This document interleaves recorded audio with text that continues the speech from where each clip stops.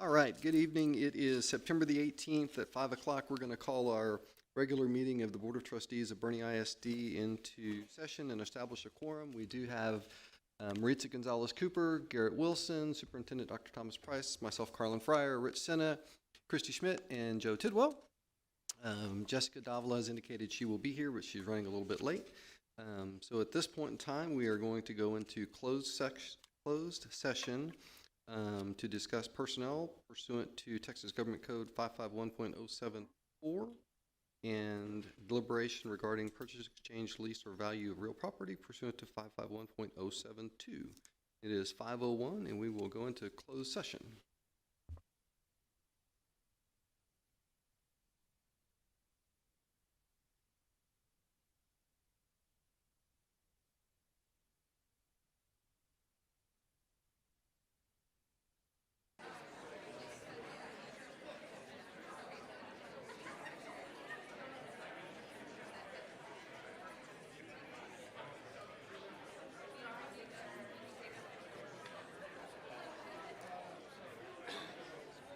Good evening.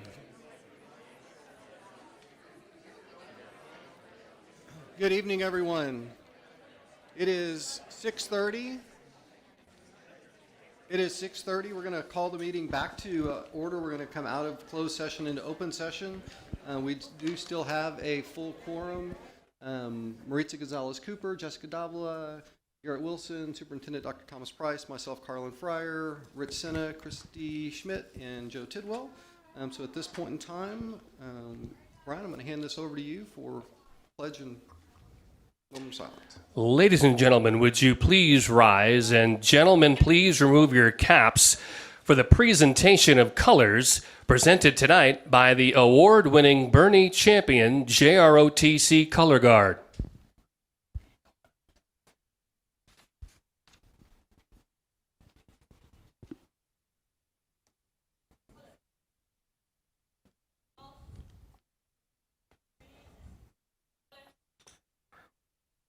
Tonight, to lead us in our pledges, please welcome the Cibolo Creek Student Council.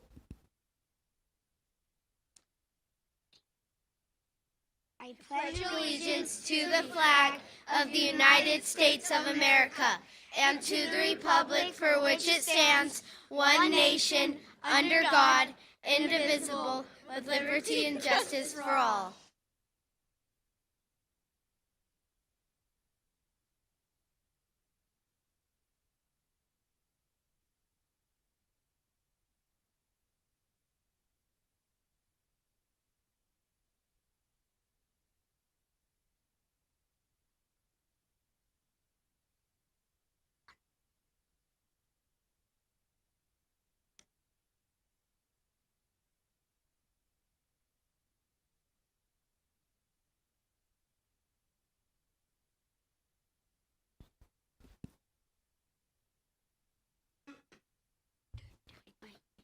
Honor the Texas flag. I pledge allegiance to the Texas, one state under God, one and indivisible. And now please remain standing for a moment of silence and prayer.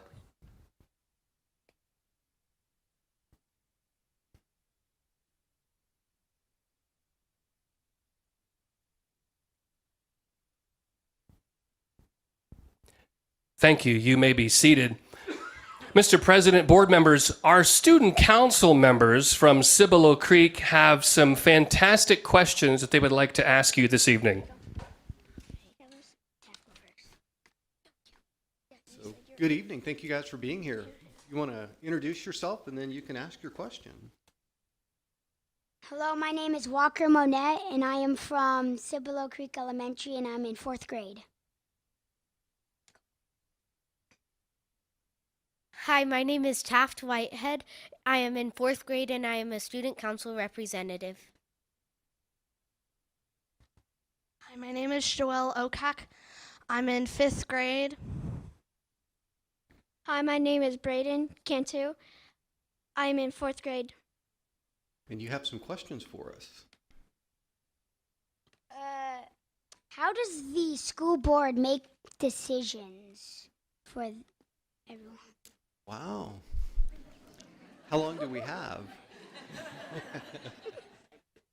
So the school board has really three responsibilities in the state of Texas. One is, and probably one of the most important is, the school board hires the superintendent, right? And then the second thing that the school board is responsible for is approving a budget and a tax rate that goes along with that.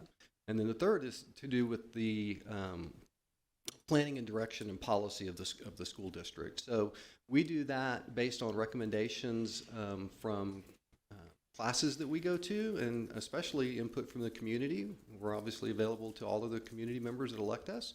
And then our administration comes forward with the ideas that they're the experts in education. And so we listen to what they say and how we can best make policy and come up with decisions together to benefit the students. Anybody else?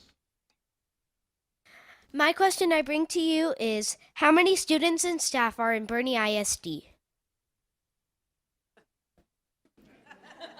So I have an answer for you, but real quick, how many students do you think we have at BISD?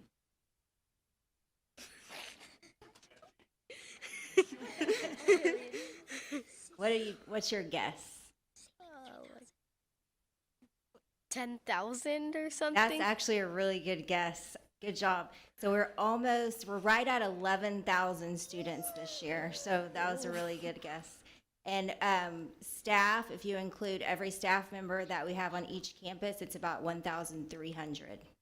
And we're the largest employer in this part of San Antonio region.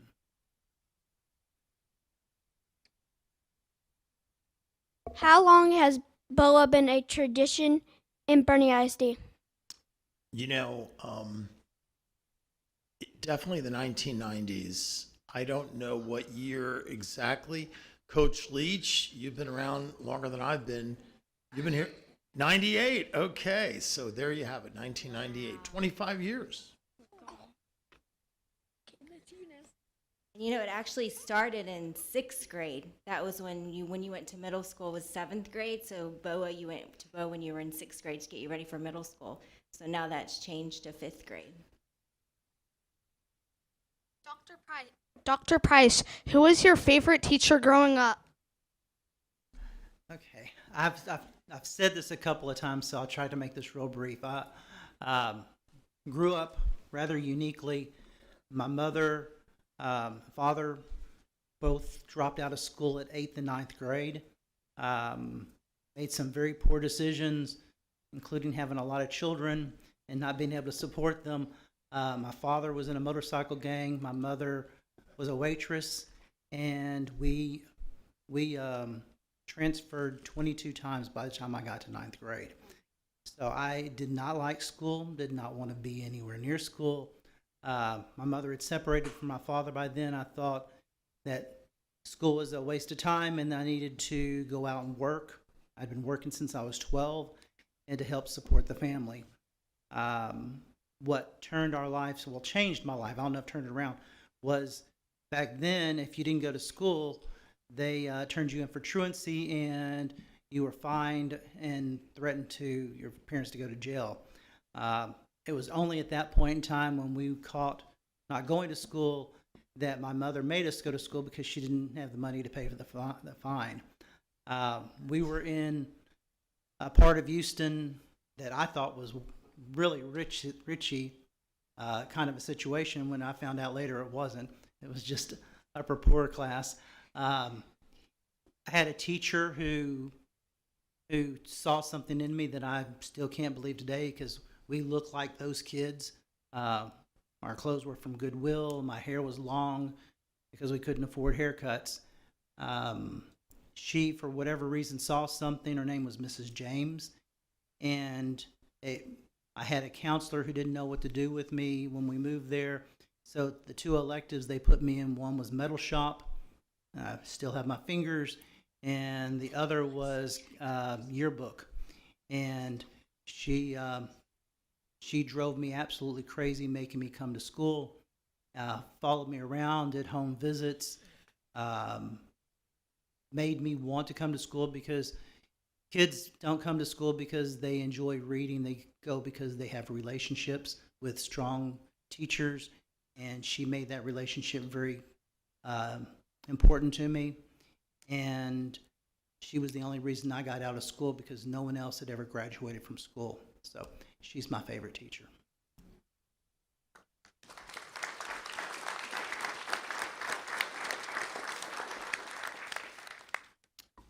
Any other questions? No, sir. Thank you very much for being here tonight, leading the pledges and asking your questions. Thank you for your time.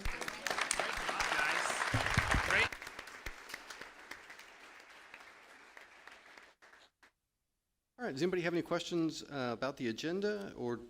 Mr. President, I move we approve the agenda as presented. Second? I have a motion and a second. All those in favor? Aye. Any opposed? All right. Mr. Bentway, commendations. Thank you, Mr. President, Dr. Price, Board of Trustees, and our guests tonight. It's so great to see so many people here to celebrate student and staff commendations. If we could have our board and Dr. Price come on down for our photos. If you've never been to a Bernie ISD board meeting before, this is my favorite part. It's where we honor our students and staff for their tremendous accomplishments. And tonight, we are honoring a total of over 240 students and staff for various accomplishments. So we want to thank the parents for coming tonight and thank our students and our staff for being here. Our first commendation, please welcome down to the floor, honors Bernie High School senior Caleb Benshoff. Let's give Caleb a round of applause.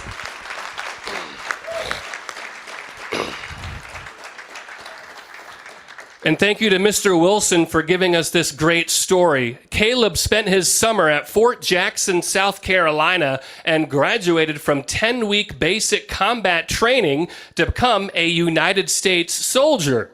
Caleb enlisted in the U.S. Army Reserves and will serve as a reservist until he graduates from Bernie High School in May 2024. Caleb's goal is to attend West Point and serve his country in the military. He's also a member of the Superintendent's Student Advisory Council, cross-country team, as well as other organizations. He is a great student leader. Let's hear it for Caleb Benshoff, Bernie High School.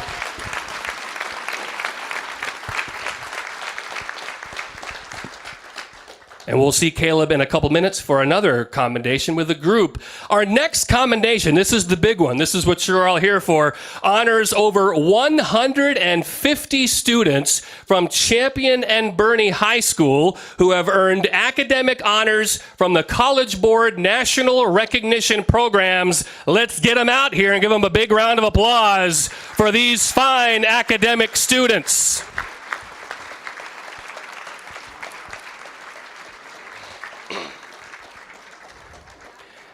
And as our students are walking out, we'll tell you a little bit about these honors. These national recognition programs grant underrepresented students with academic honors that can be included on college and scholarship applications and connect students with universities across the country, helping them meaningfully to connect to colleges and stand out during the admissions process.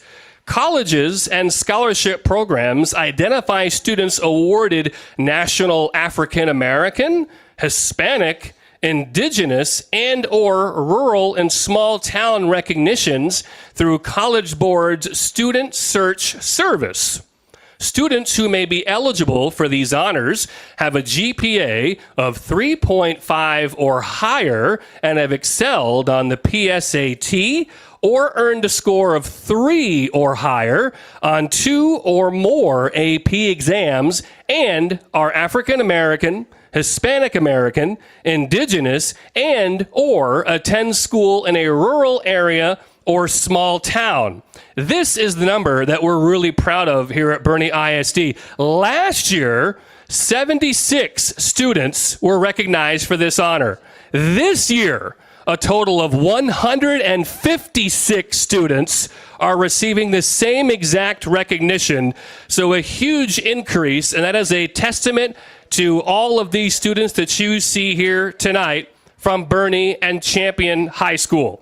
Let's give a round of applause as they're still coming out to our Bernie ISD College Board National Recognition students.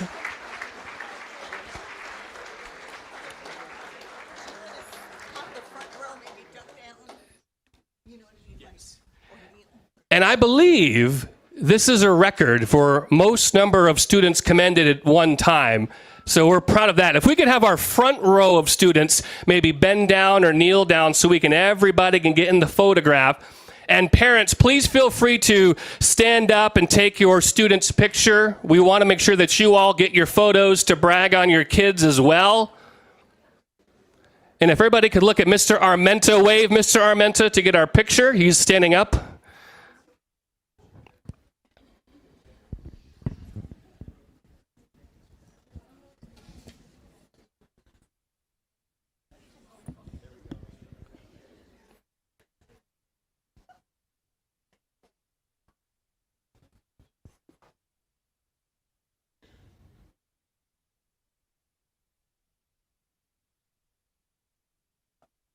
All right, are you ready, Mr. Armenta?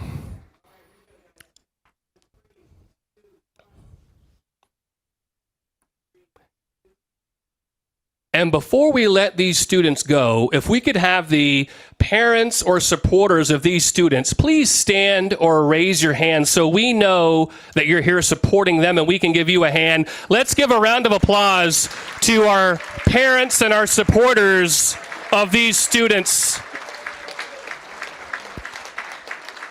This is a fantastic accomplishment. We appreciate all of you taking the time out to come and celebrate your students tonight. So thank you, students. Congratulations. And now here comes the hard part, exiting stage left. Congratulations once again. Thank you all for being here. This is a fantastic honor. And thank you, parents, for being here for this honor as well. If you're getting another commendation, students, please go back into the hallway. I know we have several students that are going to be getting another commendation. Please don't leave. We want to honor your second commendation as well.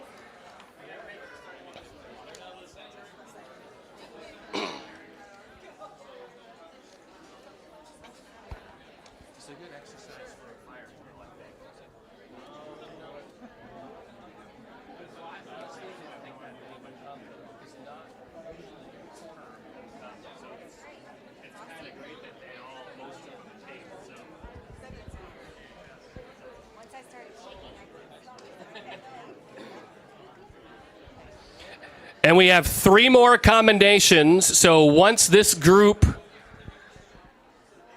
heads on out, we will get to the rest of our commendations tonight. Thank you for being patient with us with our large group here this evening. We love honoring this many students and staff.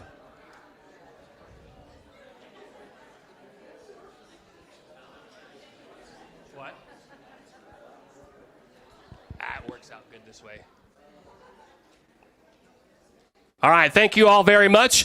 Now let's move on to our commendation number 3. Our next commendation is a very important recognition as well. Please welcome the 23-24 Bernie ISD Superintendent Student Advisory Council members.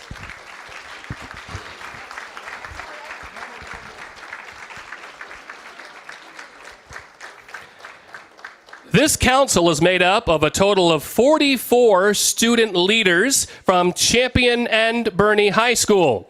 The students will be working with Dr. Price and district administration on important topics and events, as well as providing student feedback on district initiatives. They will play an integral part in Bernie ISD's long-range planning, as well as the annual BISD toy drive. The council will meet throughout the year at Bernie and Champion High School. The council held its first 2 official meetings of the school year and discussed important topics that will impact themselves and their classmates. We're excited to work with these student leaders and hear their feedback. Let's hear it for the Student Advisory Council for 23-24.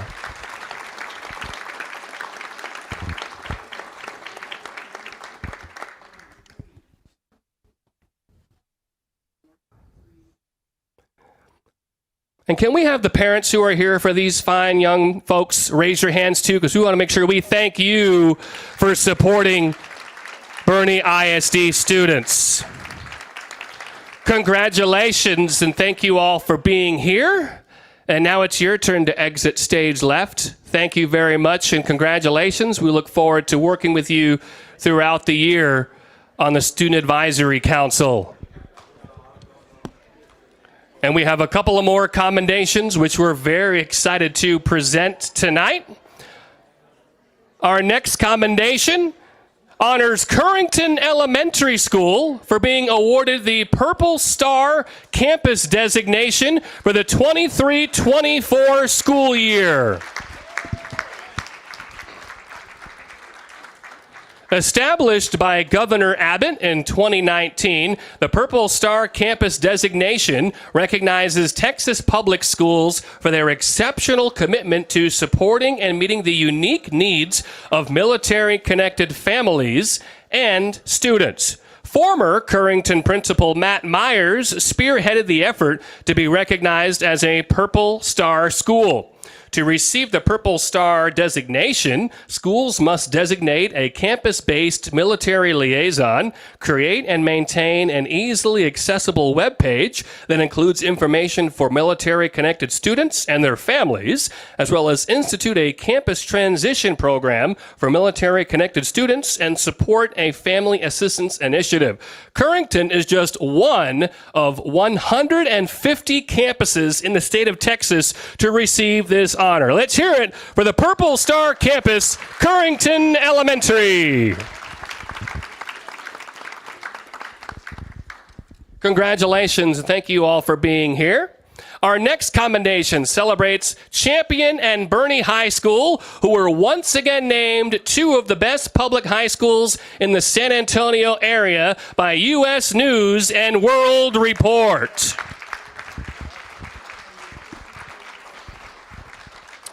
Both Champion and Bernie consistently earn district, regional, and statewide awards in academics, fine arts, and athletics, making both campuses two of the best schools in the state and the nation.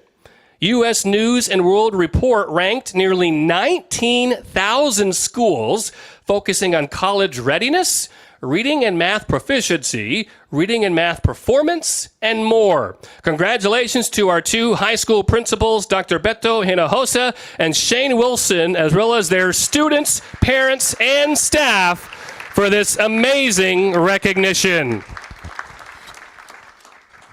And our final commendation tonight is a special recognition to members of the district leadership team for assisting Bernie ISD to transport students in buses that are equipped with air conditioning.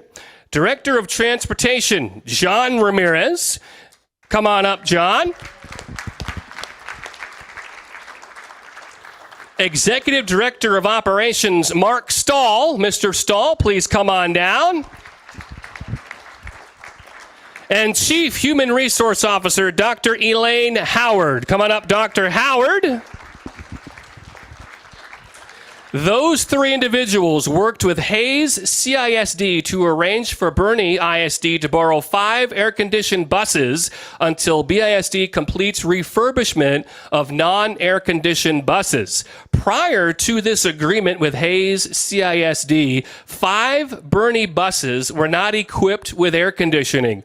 Now, all of Bernie ISD's regular routes have air-conditioned buses. These leaders you see before you tonight went above and beyond the call of duty, and we are grateful for their hard work, and we're also grateful to Hayes CISD for allowing us to use those buses. Let's give our leaders one more hand for their hard work in making that happen. And Mr. President, that concludes commendations for this evening, and I will yield the floor back to you, sir.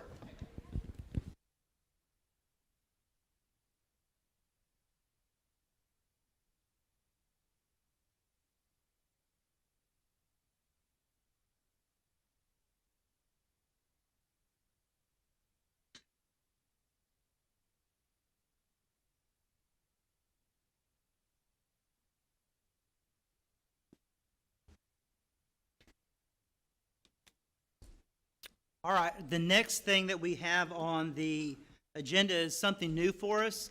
One of the things we pride ourselves on in Bernie ISD is giving our students, as you saw earlier, the student advisory, opportunities to be leaders and learn about leadership and put it in practice. Along with that is gaining character. And we have a lot of different opportunities, and we thought, let's highlight them for the community so that what we know is going on, everyone will know.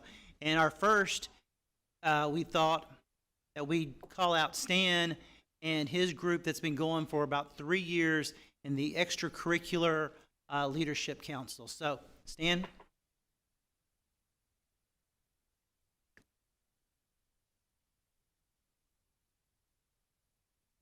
Well, hello, everybody. It's show and tell, and I brought two of my best. And we want to talk to you about our Extracurricular Leadership Council. We've had 2 words for 6 years, and we've been doing the Extracurricular Leadership Council for 5. And we just want to brag and tell you all about it. I know you've heard about it. We'd also like to invite you. We've got 2 more this semester and then 3 the next. Hey, go clicky. 2 words.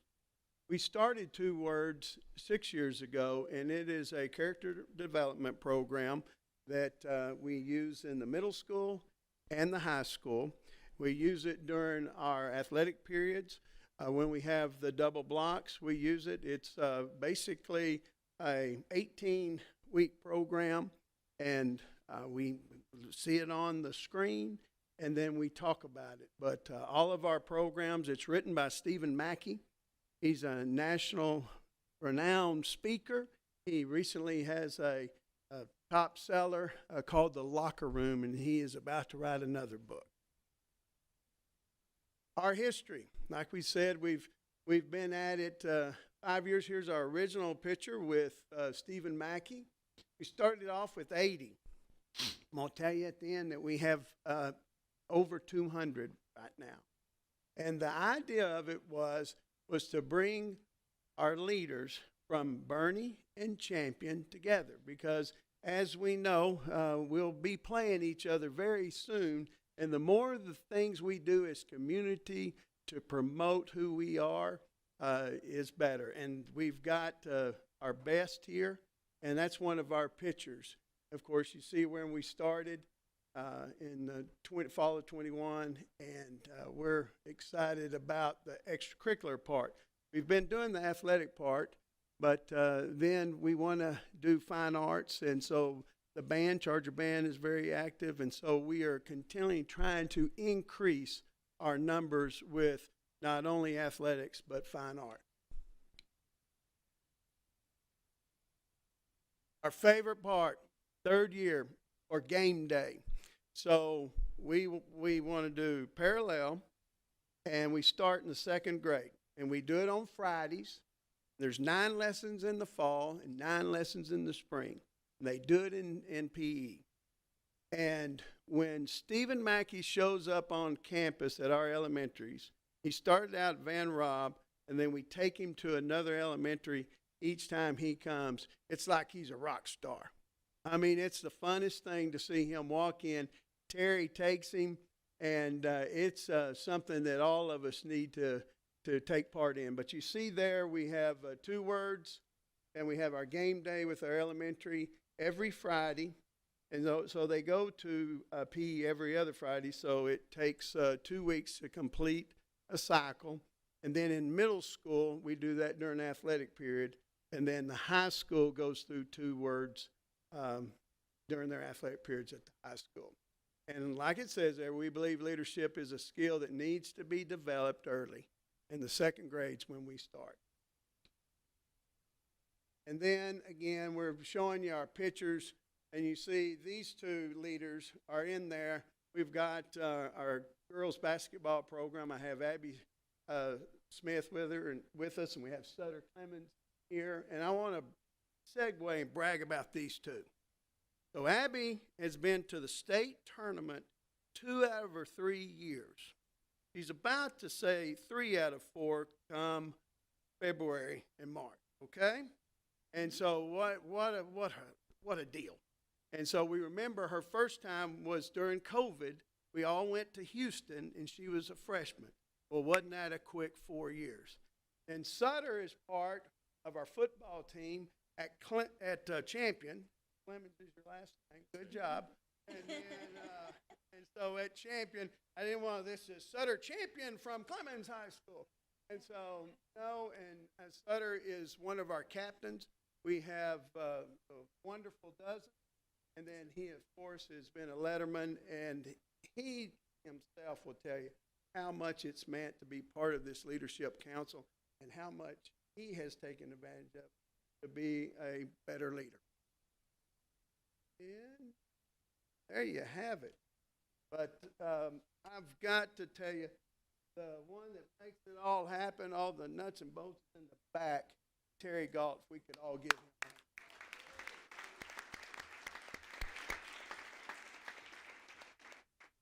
He literally sends out all of these forms. They send them back to him.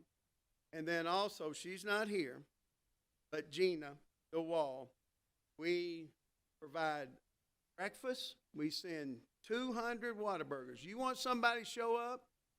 Give them food. That's the secret. Youth group, FCA, extracurricular sports, guess what? You give them food and they show up. So she does, their favorite is Chick-fil-A, but every now and then we do Whataburger. But we start off that way, and just the team building that goes on, I would like for them to answer questions because they are the reason why this has been successful. We don't want to turn anybody down because we want to give everybody these skills. One of the things that before I give them the floor is that we ask them to encourage everyone, 3 people a day. Be specific, be genuine, be truthful, and be timely. And then this year, on the back of all our T-shirts, we talk about relationships and how important relationships are, but it's the trust in the relationship. So on the back of it, we have trust, serve, and then at the end of the day, just play. And so these are 2 of our 200 great examples that are here that have made this program what it is today. Nobody has it 2nd grade through 12. Can't find anybody that has a character development program statewide. It starts with 2nd grade all the way to what? Emmy and Sutter, I know they've got questions. This question group.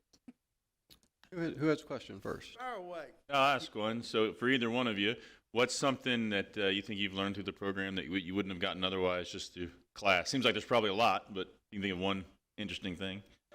Yeah, one thing, especially for me, that I've learned from something Stephen Mackey said is that you've just got to be able to control what you can control. Because sometimes life kind of just punches you in the face sometimes. Like I know for me, 2nd game of the season this year, I tore my ACL. And so I've got surgery actually tomorrow.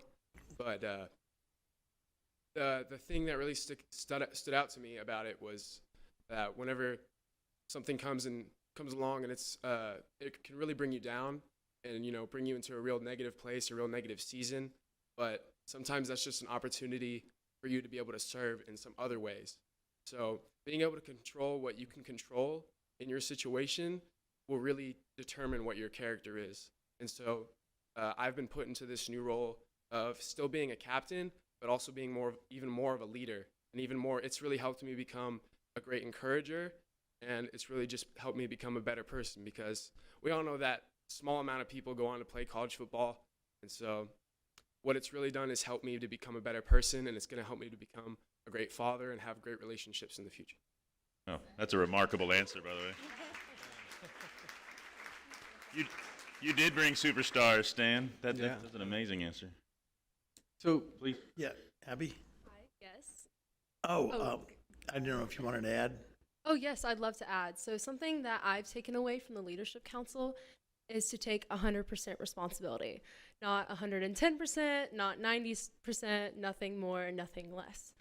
And Coach Stan Leach mentioned earlier, that my team has been to the state tournament 2 out of my 3 years, which has been something so amazing that I've been able to experience in my life, and I'm so grateful.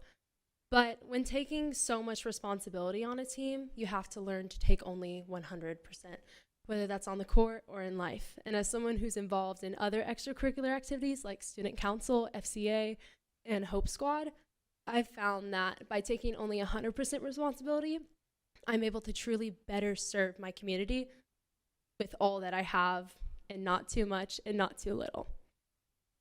Well, thank you. That's awesome. There's 200 students. Stan, are these juniors, seniors, or all grades? They're juniors, seniors. Okay. It's something we want them to look forward to. They get the other leadership piece in their athletic period through our 2-word curriculum. I'm just thinking that's an amazing number of students. We have like maybe 1,500 juniors and seniors, and 200 are in this program. What impact do you feel this has had at your high school as a result of this program with that sheer number of kids? What personally for us in the football program, I definitely think it's helped establish a culture of being kind to each other and being uplifting and being really encouraging. Because I know especially for us sometimes it's hard to show it on the field whenever, things aren't going your way. Your body language is real negative.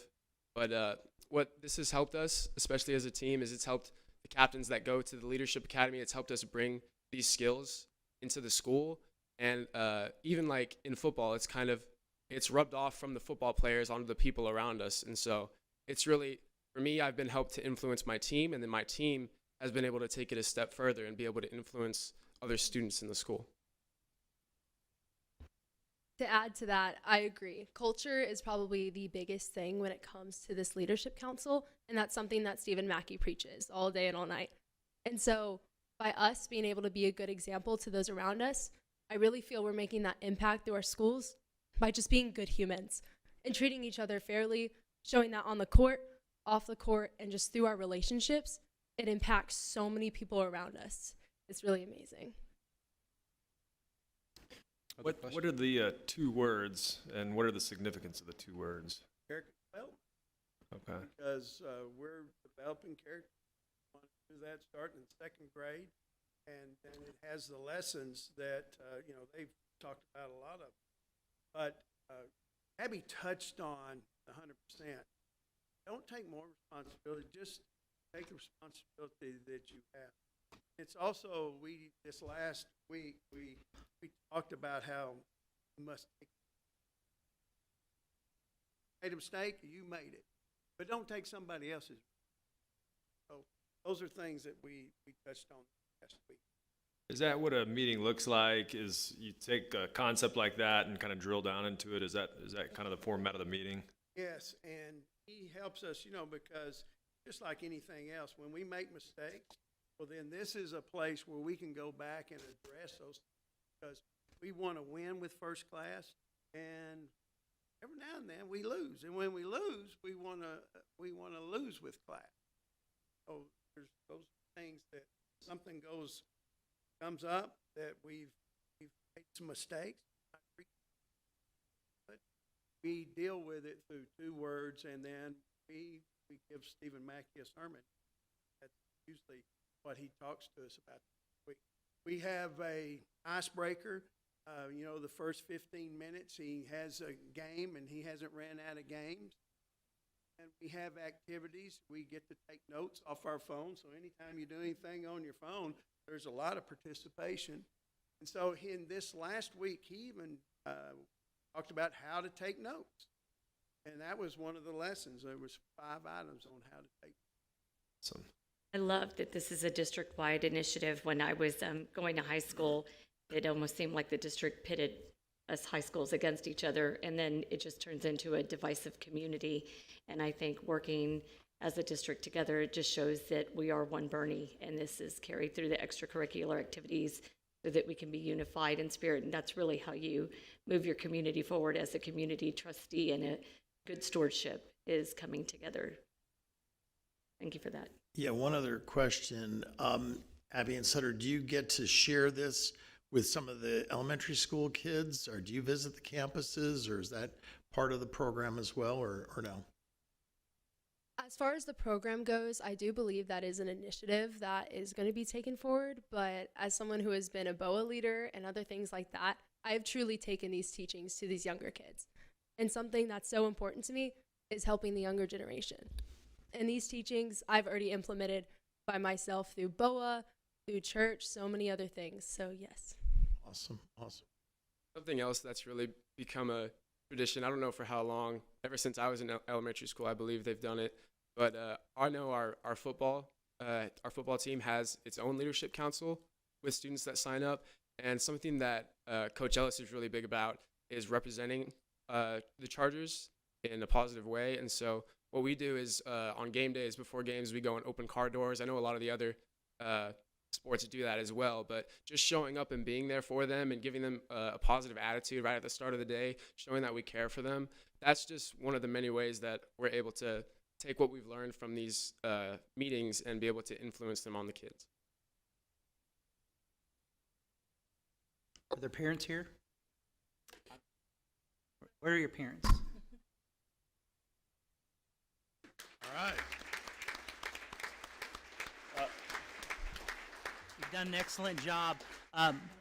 We want to make sure that we get pictures with the parents up there with you. Also, thank you both for coming in.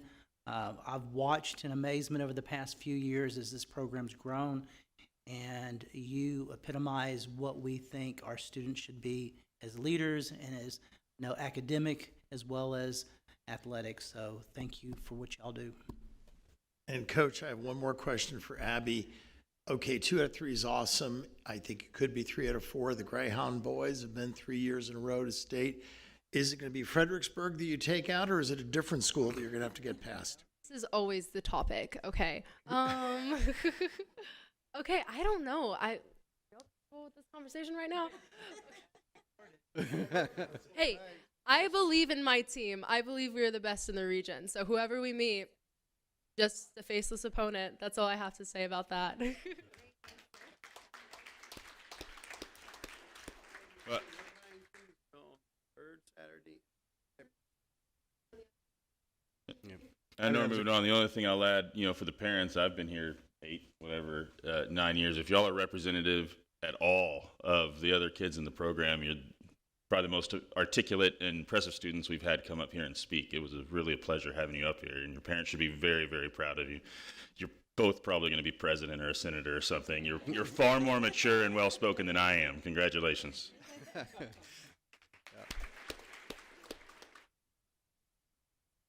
Yeah. Let's do pictures real quick. While we're waiting on the parents to get there, Dr. Price, I want to say thank you to you for the addition of this to the agenda. So we've used our commendations as a way to recognize the academic and sports accomplishments. But when we look at now, we know there's a lot of character development going on in the district, and being able to highlight that, I think, on a monthly basis will be great as well. Thank you.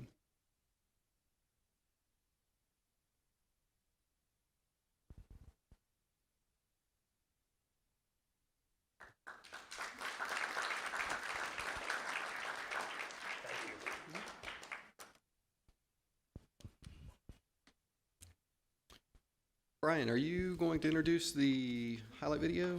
Yes, sir, Mr. President. We have a Bernie ISD highlight video for you, which will show 2 things. It will show drone footage from our Bernie ISD bond projects, and we'll have a Bernie Education Foundation wow moment.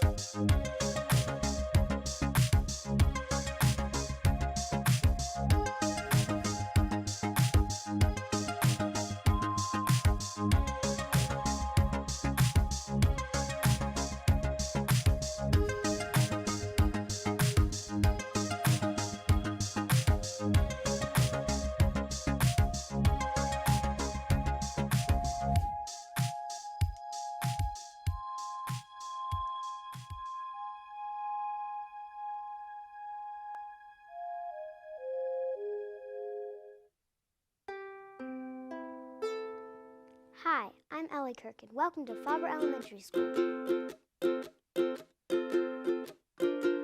And today, we will be going to Miss Salazar's classroom to learn about the grant she received for ukuleles.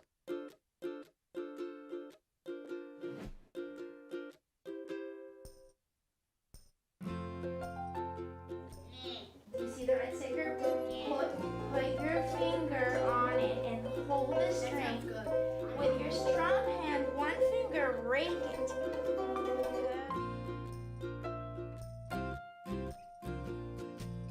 And I want you to sing. I'm looking for singing and playing at the same time. Send my love to your new lover. Treat her better.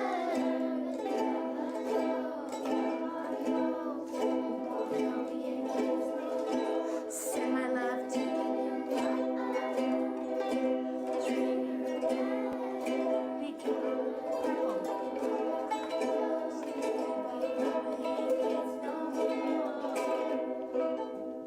Thank you for supporting every student, every teacher, every school in Bernie ISD. Thank you!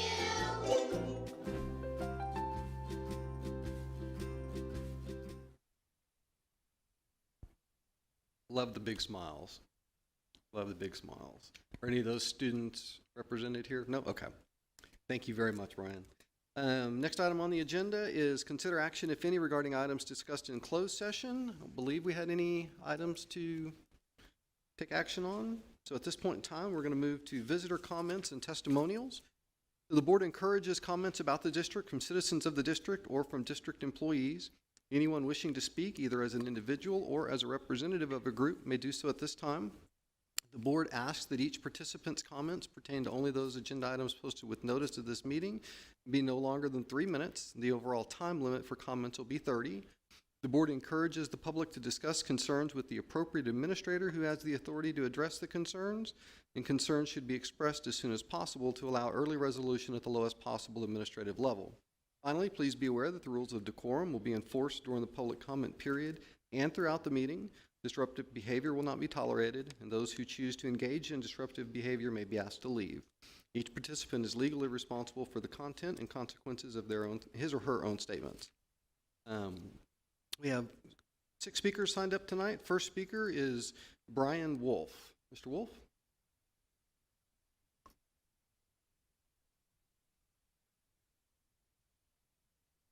Welcome. Good evening. Thanks to the Board of Trustees for giving me the opportunity to speak. My name is Brian Wolf. I have 2 daughters in Bernie ISD, one sophomore and one senior, both at Champion High School. I'm a finance professor at UTSA, which is what brought us here to Bernie, and gives me a little bit of an educational background.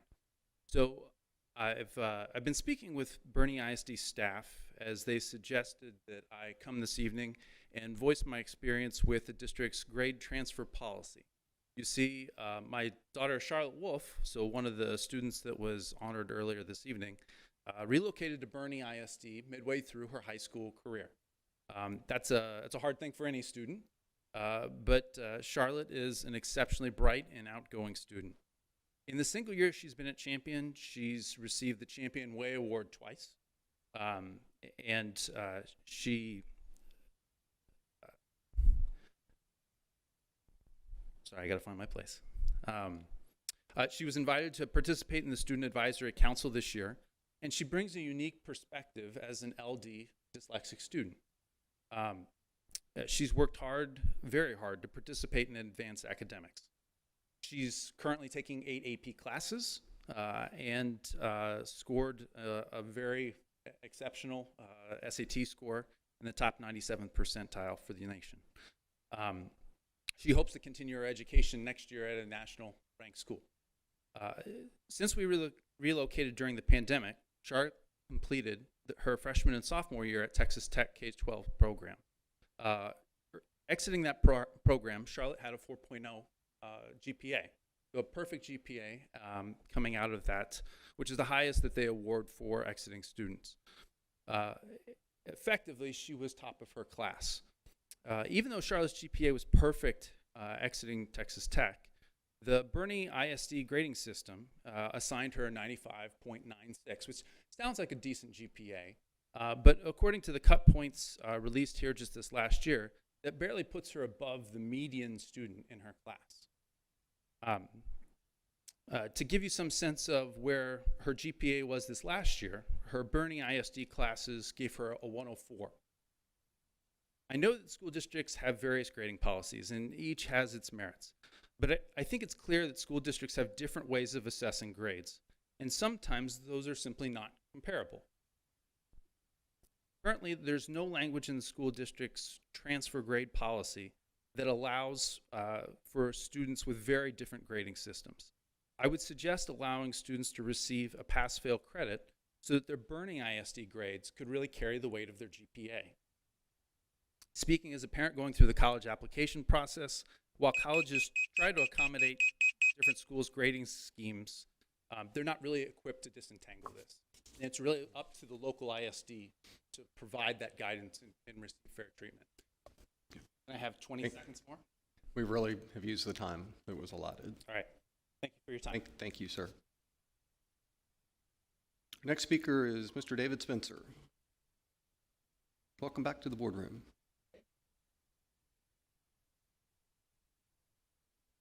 I'm David Spencer. I live at 149 Kitty Cat Lane.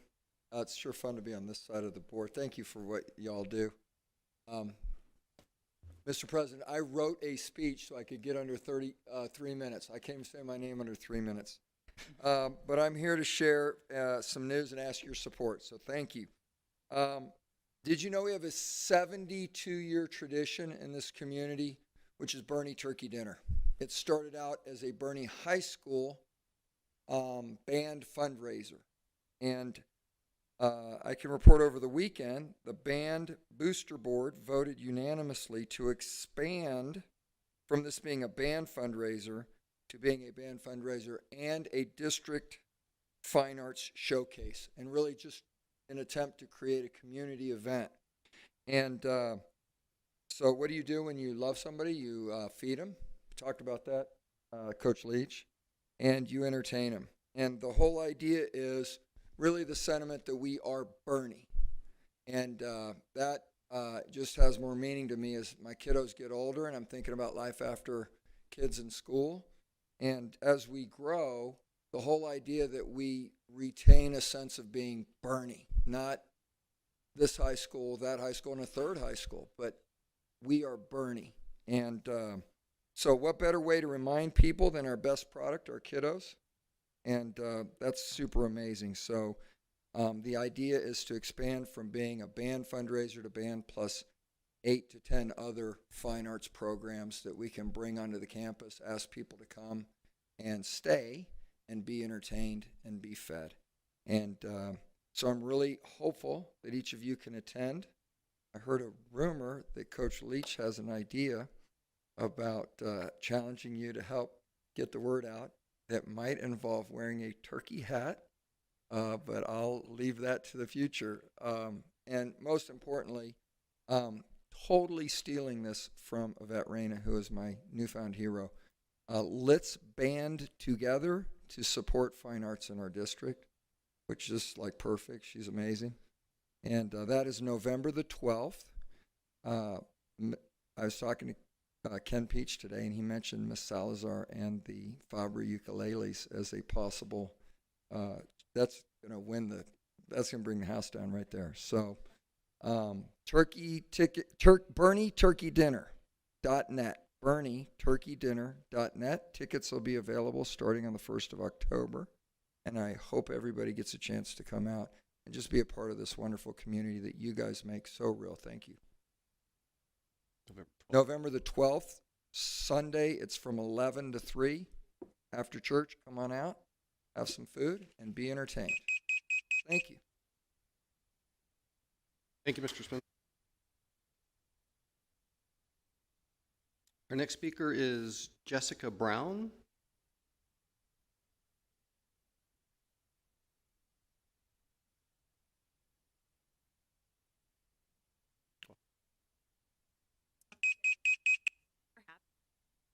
out because that was a lot of people here earlier and I was not prepared for that. I want to say that I have 3 students currently enrolled in Bernie High School, 2 juniors and a freshman, and I'm here to share my concerns about the district's policies and loopholes in the Bernie High School's interpretation and implementation of the 504 plans. Specifically, I want to talk about how these loopholes allowed and encouraged Bernie High School to deny accommodations to my daughter and refuse reasonable requests to make it right. Because time is limited, I'm going to get to the bottom line up front. Parents of students with 504s should be aware of what I'm going to talk about. The position of the 504 implementation taken by BHS's principal, Mr. Wilson, and the district... Excuse me, Mr. President. It is in violation of district policy BED and DGBA to identify an employee in a public complaint. It's the, position that has been taken by Bernie employees that neither the school nor the district has reasonable or responsible or for ensuring that students receive reasonable accommodation requests in the 504 plan any location other than the location specified in the plan. So that basically means if you're outside of the classroom walls, if you're on a field trip, if you're in the cafeteria, if you're in the hall, these guidelines do not apply. The school is not responsible for offering them the accommodations. Accommodations in athletics, while is a UIL requirement, does not need to be offered unless explicitly written and filed in a non-existent extracurricular 504 plan. If you look at your current 504 plans, it says nowhere on there anything about extracurricular. I believe the policy overhaul is needed for the following reasons. In the 11 years that I have attended 504 planning meetings, not one person has asked me or recommended that I spell out accommodations needed in locations outside of the classroom. She has been in extracurricular activities since the 3rd grade and was a varsity cheerleader at BHS when the violation happened. On the current 504 related forms, there's no questions or prompts pertaining to the extracurricular activities. One assumes the request covers all school activities, and in fact, the 504 guidelines specifically state that participation in extracurricular athletics can be a crucial part of a student's overall education. Current case law supports the inclusion, and the Ed Department Office of Civil Rights issued a Dear Colleague letter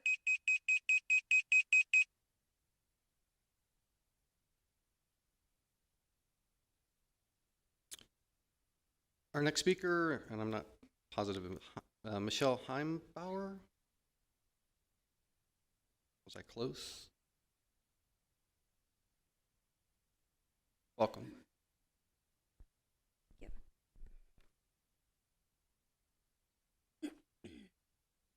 Good evening. The 5th day of school, my 7-year-old bounced off the bus and shared her up and down of the day. Her up, learning about the states of matter.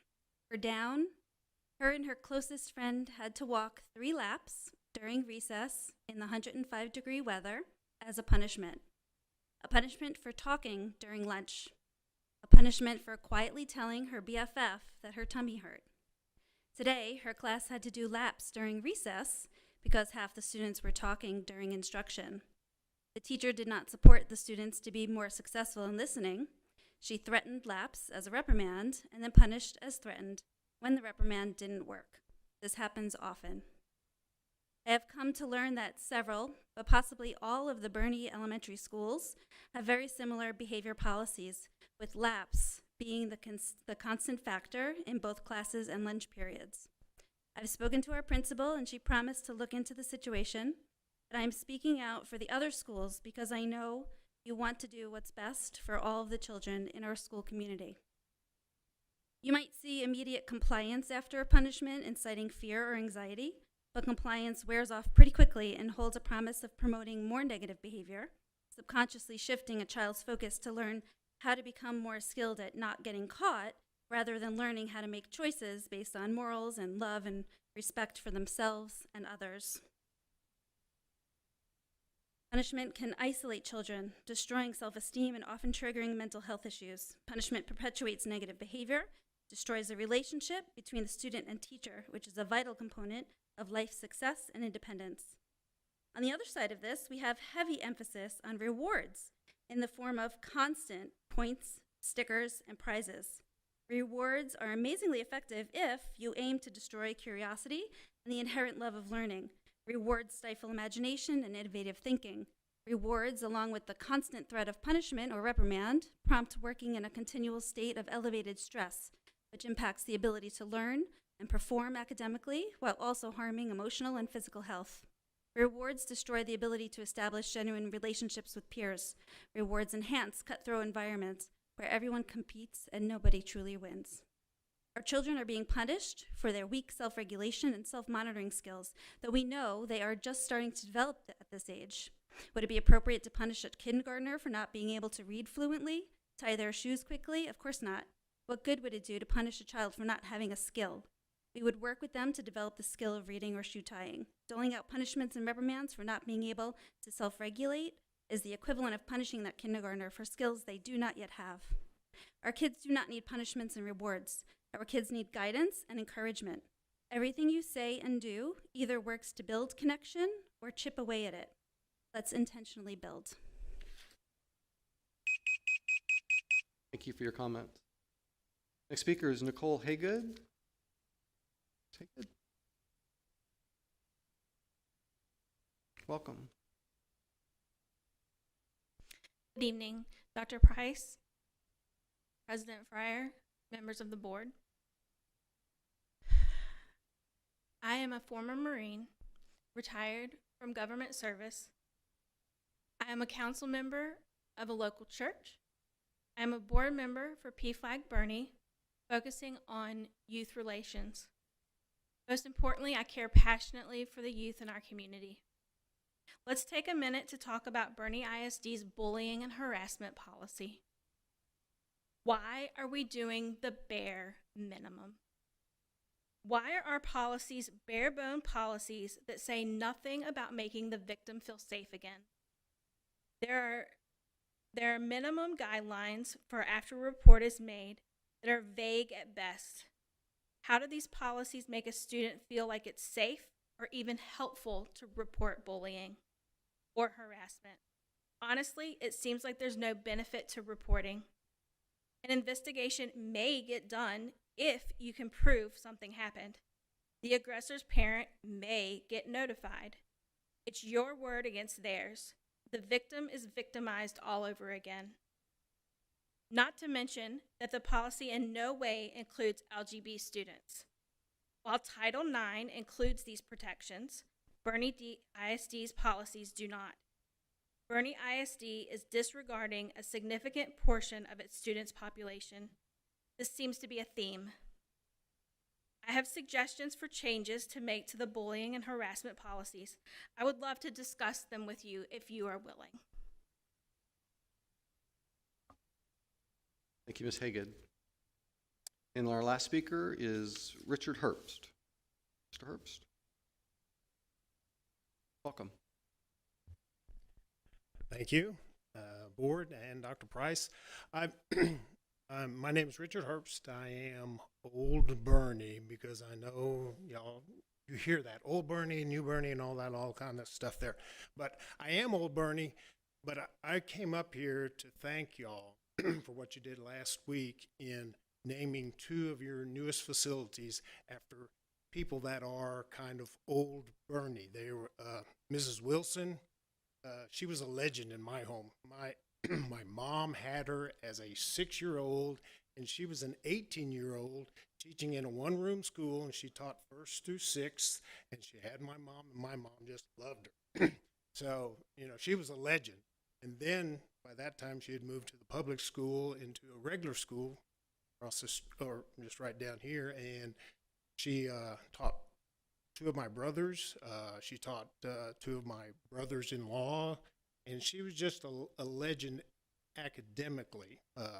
Right now, there's 3 of the 4 brothers that I was with. We went. We've got a total of 120 years of experience in public schools. So she was part of that because she did so much to encourage academics and to encourage school. The other part, the Mitchells, Gay Polito, who is one of that member of that family, and they were legends in Bernie. They did move in, but they took on something that just didn't happen in Bernie. You had these old Germans, and they just dealt with old Germans, but they took on another community and really gave them an opportunity to advance themselves beyond. They were supportive of band. She taught school, so they were very supportive of all those things. So I just wanted to come to thank y'all for naming those two facilities, because that really means a lot to old Bernie and new Bernie and all of Bernie, because I know a lot of my friends will be driving. They'll take their grandchildren by Ms. Viola Wilson's school and say, yes, I had her so she'll be a legend even further. But it really is appreciated that y'all, what you did for those two names, because it really meant a lot to the community, whether it's old Bernie, new Bernie. It's one Bernie, as you mentioned. It's just one Bernie. And yes, there was 2,200 people in Bernie when I was there. Now there's 22,000. And biggest thing you had to do is that when you're an old Bernie, you had to ask, when you started dating, well, are we related to those people? You really had to be careful. You had to kind of check that out to make sure, well, are we second cousins? All right, I can date again. So it was different. We thank you. Thank you, Mr. Herbst. All right, that concludes the visitor comments and testimonials. We'll move on to the consent agenda. Does anyone have any items in the consent agenda they want to pull or discuss?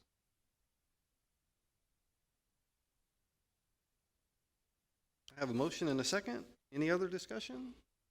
All those in favor say aye. Aye. Any opposed? All right, motion carries. We'll move on to governance and start with board member reports. Maritza, we want to start with you. Let me pull up my cheat sheets here. So this past Friday, we had Bernie Education Foundation had the 3rd annual Top Golf Tournament. It was fantastic. We had 26 teams. The first time, obviously, was 2 years ago or 3 years ago, and we had 14 teams, so it keeps growing every year. So Yvette, thank you so much for working so hard. We appreciate Bernie Education Foundation. They always go above and beyond for our students, every student, every school, so we just love it. Thank you all so much for your support. And if you do have, the final numbers are coming probably the next month. We'll have some final numbers for you, but again, we just appreciate all of the support. And just to make you aware as well, something to save the date for, especially the ladies and the husbands, you can start setting some money aside for this fun event, is Purse Mania. And that is coming up on November the 30th at the Bevy Hotel. And that's always a fantastic event.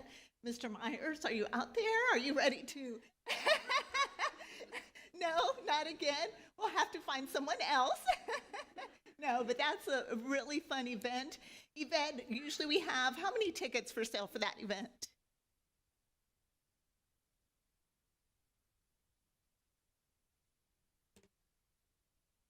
Well, great, and Yvette coordinates a lot of this, and so we couldn't do it without her. So Yvette, thank you so much for all your hard work. And ladies, write down that date, please, because we look forward to seeing you. Thank you. Awesome. Thank you, Maritza. Jessica? No updates. Mr. Wilson? The Finance Committee didn't meet this month, but I think Wes has some goodies for us later. That'll be exciting. I think so. Mr. Senna? Okay, yeah, an update on legislative priorities. I included for your review an overview of 2 propositions that impact public education and taxpayers. One is Proposition 4. It's a constitutional amendment to authorize the legislature to increase the homestead exemption from $40,000 to $100,000. The tax bills that are going to go out at the end of this month already factor in that increase, assuming that it will pass the voters, which I'm confident that it will. Usually it gets about 95% support. So there's a review of that, and included in that review are our legislative priorities that we adopted last August, which advocated for sustainable property tax relief, because I think a lot of people may not realize that about 10% of what they paid in Bernie ISD taxes last year was Robin Hood taken by the state to be not even necessarily used for education. And so we also have the adjusted legislative priorities for the expected special session in October, November regarding education funding. And then we also included the tax rate ad that went in the Bernie Star recently, showing information that Mr. Scott will share with us later in the meeting.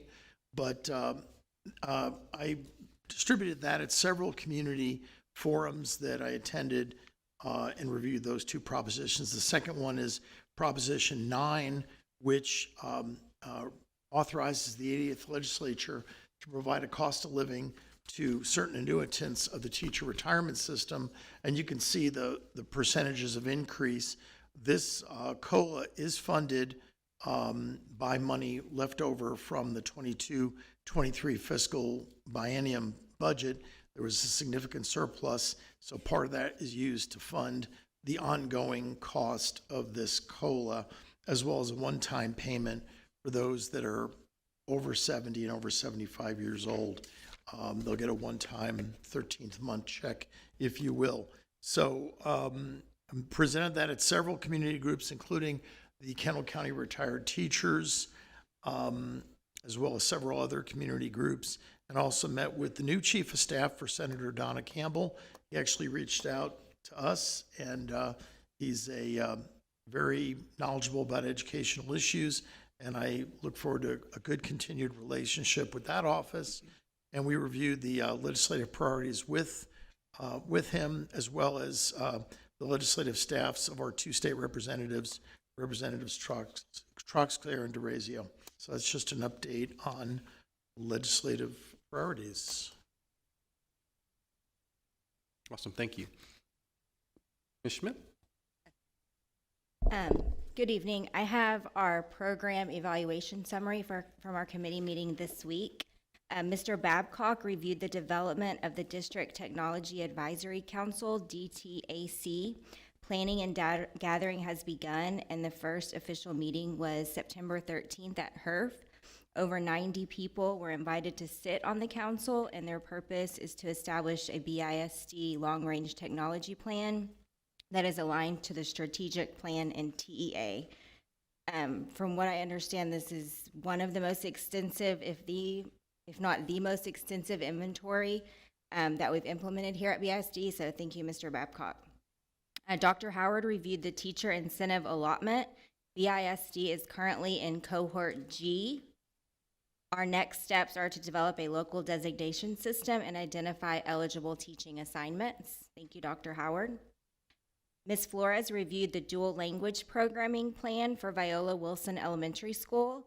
Viola Wilson Elementary School will be the 5th BISD campus with a two-way dual language strand to begin at the 2024-25 school year. Ms. Flores reviewed BISD's new Math Universal Screener, MAP. MAP. MAP is a research-based universal screener used by all K through 5th students at the beginning, middle, and end of each year. The actionable reports teacher receive from this screener are personalized for each student with strengths and interventions needed outlined. So we had piloted this system before, and we're getting great feedback from teachers on just the very specific results that these tests are providing for the teachers. That's all I have on program evaluation summary. The communications committee and whole child committee will be meeting this week. As far as the parent-teacher organizations, Dr. Price began his monthly meetings with all of the PTO presidents. We had Dr. Hinojosa and Mr. Wilson in attendance at our last meeting, and we We discussed and we came to the conclusion that Senior Walk Day will be held on May 16th at 8 o'clock. That'll be district-wide, campus-wide event for that date and time. It was also determined that secondary PTOs, your 3 middle school and 2 high school PTOs, will kind of combine efforts optionally to support the Bernie Academy so that they have the advantage of having a PTO as well. Mr. Tidwell? So a little technology update. Had our committee meeting today before this meeting. So a couple of things just to piggyback on what you said on the DTAC, the District Technology Advisory Council. I think it's a very good start.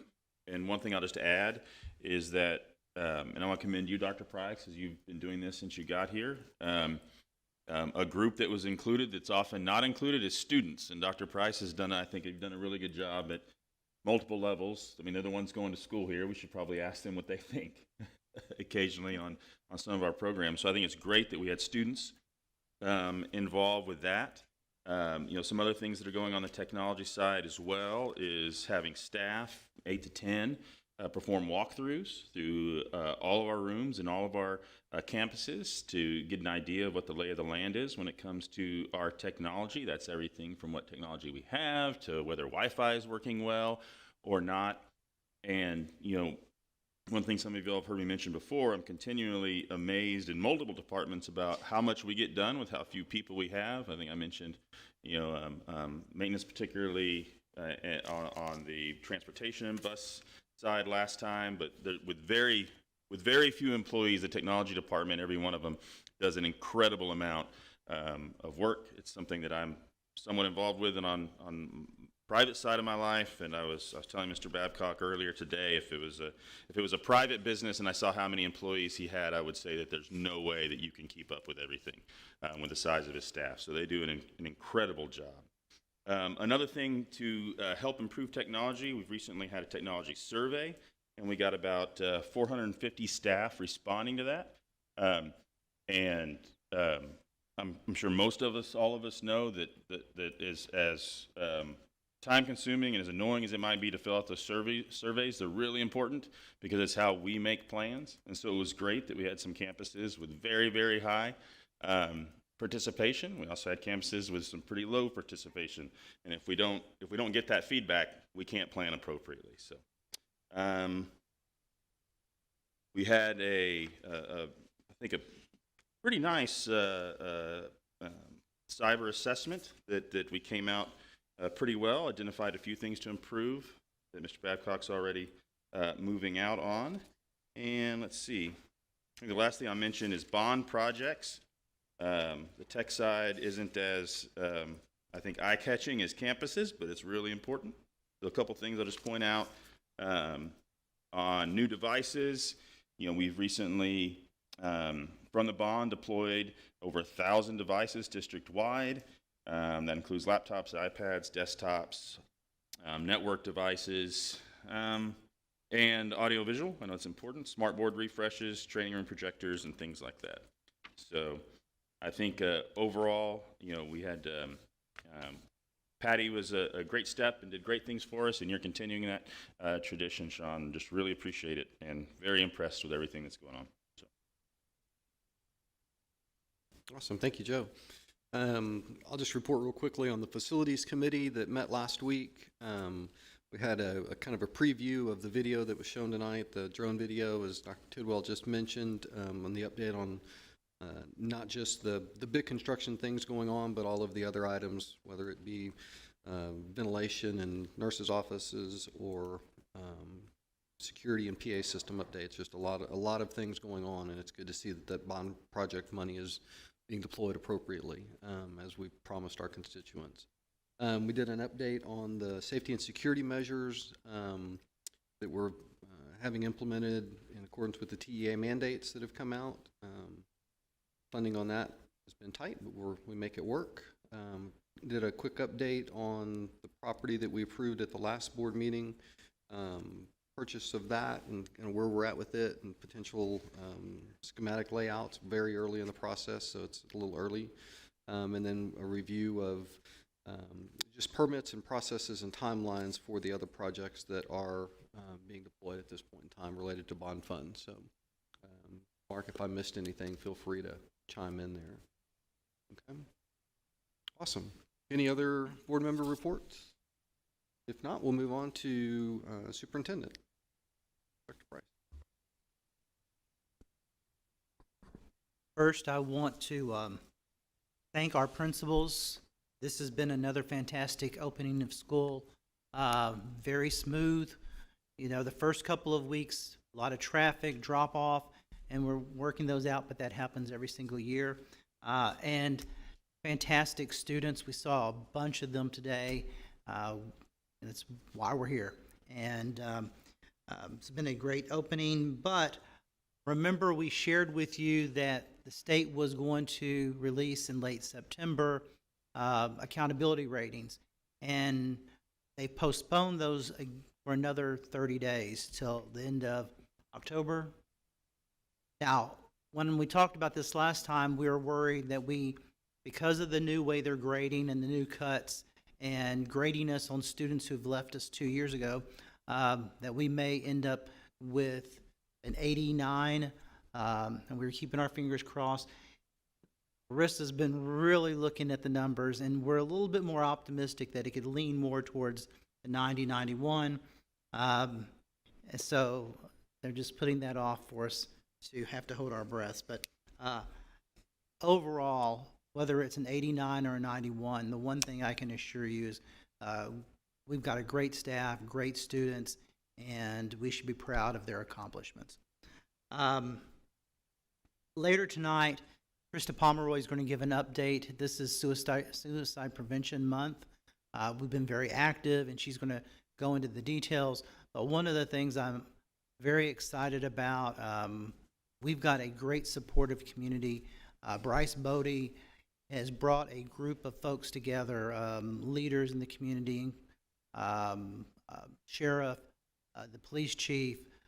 I'm part of it, and we're trying to look at district-wide a behavioral health and how we can work together to really make sure that all of our citizens, no matter whether they're babies or elderly, are getting the help that they need in whichever way they need. And we're just starting. We've had a few months of doing this, but I'm very optimistic because it's the first coordinated effort that I've seen, because right now we have a lot of various individuals and groups who are trying to help but not connected. And hopefully this group will connect those dots, bring us together, and make sure that our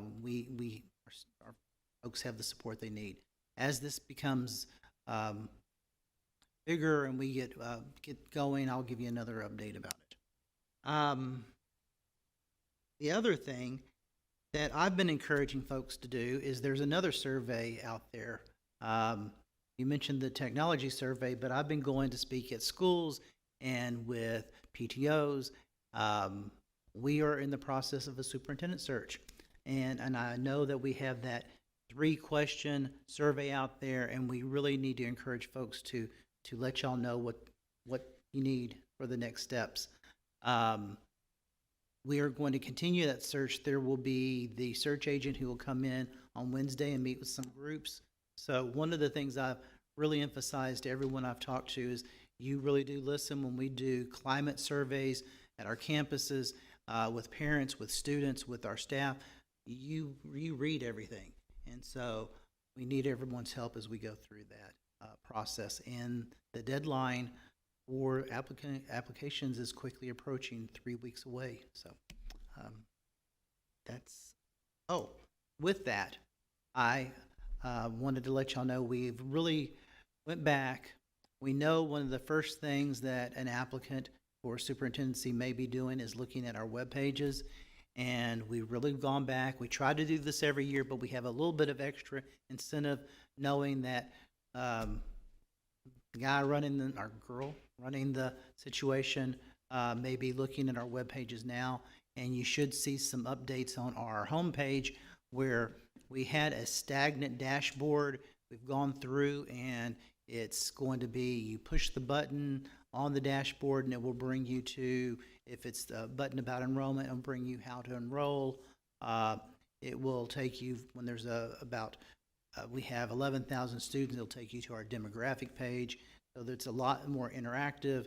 It's something we really wanted to do, but we've had an incentive to try to go out and do that. So I will be sending y'all links probably tomorrow so that y'all can get a preview. And that's all I have. Any questions for Dr. Price? All right, we'll move on to instruction. Ms. Flores. First, we have the bilingual and ESL program report. Yes, sir. Good evening, Mr. President, Dr. Price, and esteemed board members. Tonight, I'll be presenting our annual board report on BISD's emerging bilingual programming.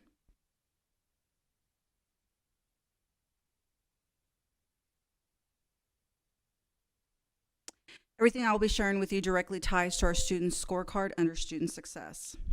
Here in BISD, we have two program types. Bilingual education for our pre-K one-way, pre-K through 5th grade, we have bilingual education. We provide a dual language one-way pre-K program at Currington, Fabra, and at HERF. We also offer a dual language two-way program at Currington, Fabra, HERF, and Kendall. The second program that we offer is English as a Second Language, or also known as ESL. We offer ESL services for all students coming to us with languages other than Spanish, and we use a content-based and pull-out program, and that is for students pre-K through 12. So on this chart, we've noted our current EB enrollment, actually over the last 5 years. As you can see, in the last 2 years, we've had a big increase in the number of emerging bilingual students that we are servicing here in BISD.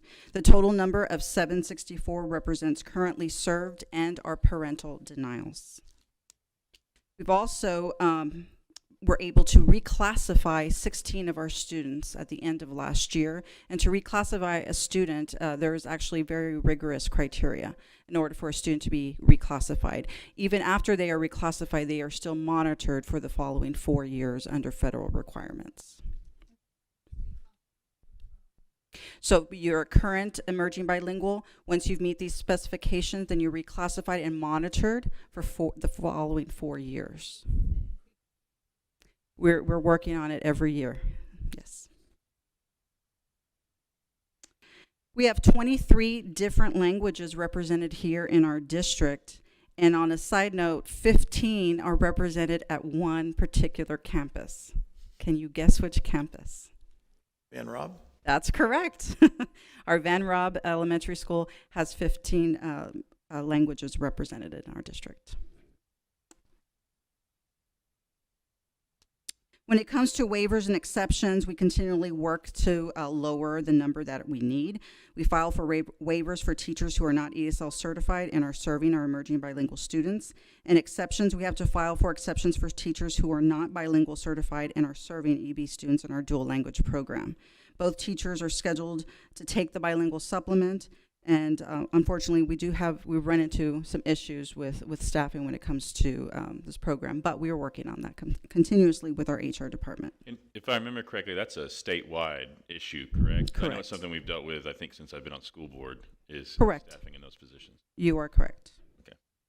But one of the things that Larissa is going to do, she's taking a group down to the Valley area, and they're going to recruit directly from the Valley. Yes. Hopefully we'll be able to sign some contracts on the spot. When it comes to state assessment for our emerging bilingual students, so you can see there's been changes to our TELPAS test. The targets for elementary, middle school, and high school have increased. Unfortunately, because of the delay in results, I am not able to give you what our district score is currently, but I will hopefully next month. But when it comes to STAR, it's quite evident that we still have a large achievement gap between our emerging bilingual students and the all-student group. I will say that the reading test, of course, all the tests were different, the multiple item types, and the reading test did include writing this year in all grade levels, so that was a significant difference from the year before. Here's a current listing by campus, the number of emerging bilinguals that we serve. And we offer many supports for our students. We use the program Rosetta Stone for our secondary students who are in their first 3 years in U.S. schools. We also use a program called Summit K-12, and that is a TELPAS test preparation. And we've already started to have a roll-up plan this next couple of weeks to start working on that. Testing for that is usually in February. We've also elevation strategies. That will be a new platform that we'll be using for LPAC compliance. We'll be training our LPAC administrators on that very soon. And also it comes with it a lot of teaching strategies for our staff. We also have 4 emerging bilingual instructional coaches. In years prior, we had these coaches predominantly at the secondary level. Now they are assigned, each of them have 3 campuses that they're assigned to, so elementary, middle, and high school, and our Bernie Academy of Service as well.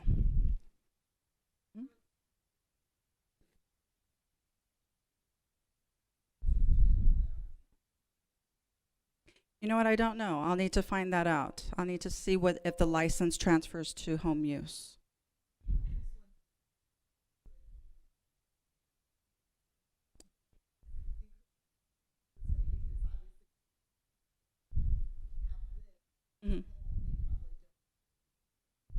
In their native language. Correct. And so if we can somehow make this a family, an adventure together, learning the language, I think that would go. I'll definitely find out because I am not sure how our licenses are currently signed up for that. Good question. In my past districts, you were able to do that, so let's check. I'm sorry. Before you go on, go back to that. As Christy talked about in program evaluation, we discussed that new elementary school, Viola Wilson, will be another dual language. Research says that's the best way for EB students to learn and also retain some of the heritage that they have. The other initiative, and it's related to EB and to dual language that we're exploring, is to have our first Spanish immersion at Cibolo. Cibolo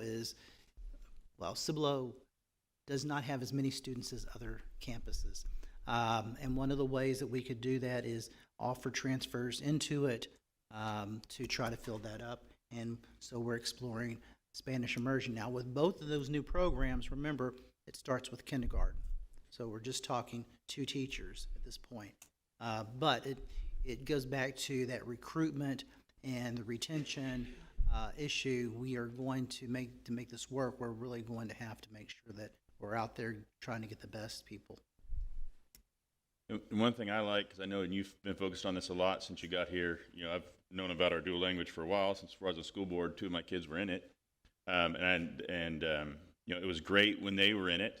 And they enjoyed it very much, but it also seemed most of the folks in it, and primarily who had benefited, were kids like mine versus the emerging bilingual students. Not that they didn't get anything out of it, but what I've seen over the last few years is a lot of focus on the emerging bilingual students as well. And like Dr. Price here mentioned, that's who it really, it shines for everybody, but that's who it really, if you do that program right, really shines for them. So I really appreciate your focus on that as well. And as the population of emerging bilinguals increases, that there is a need.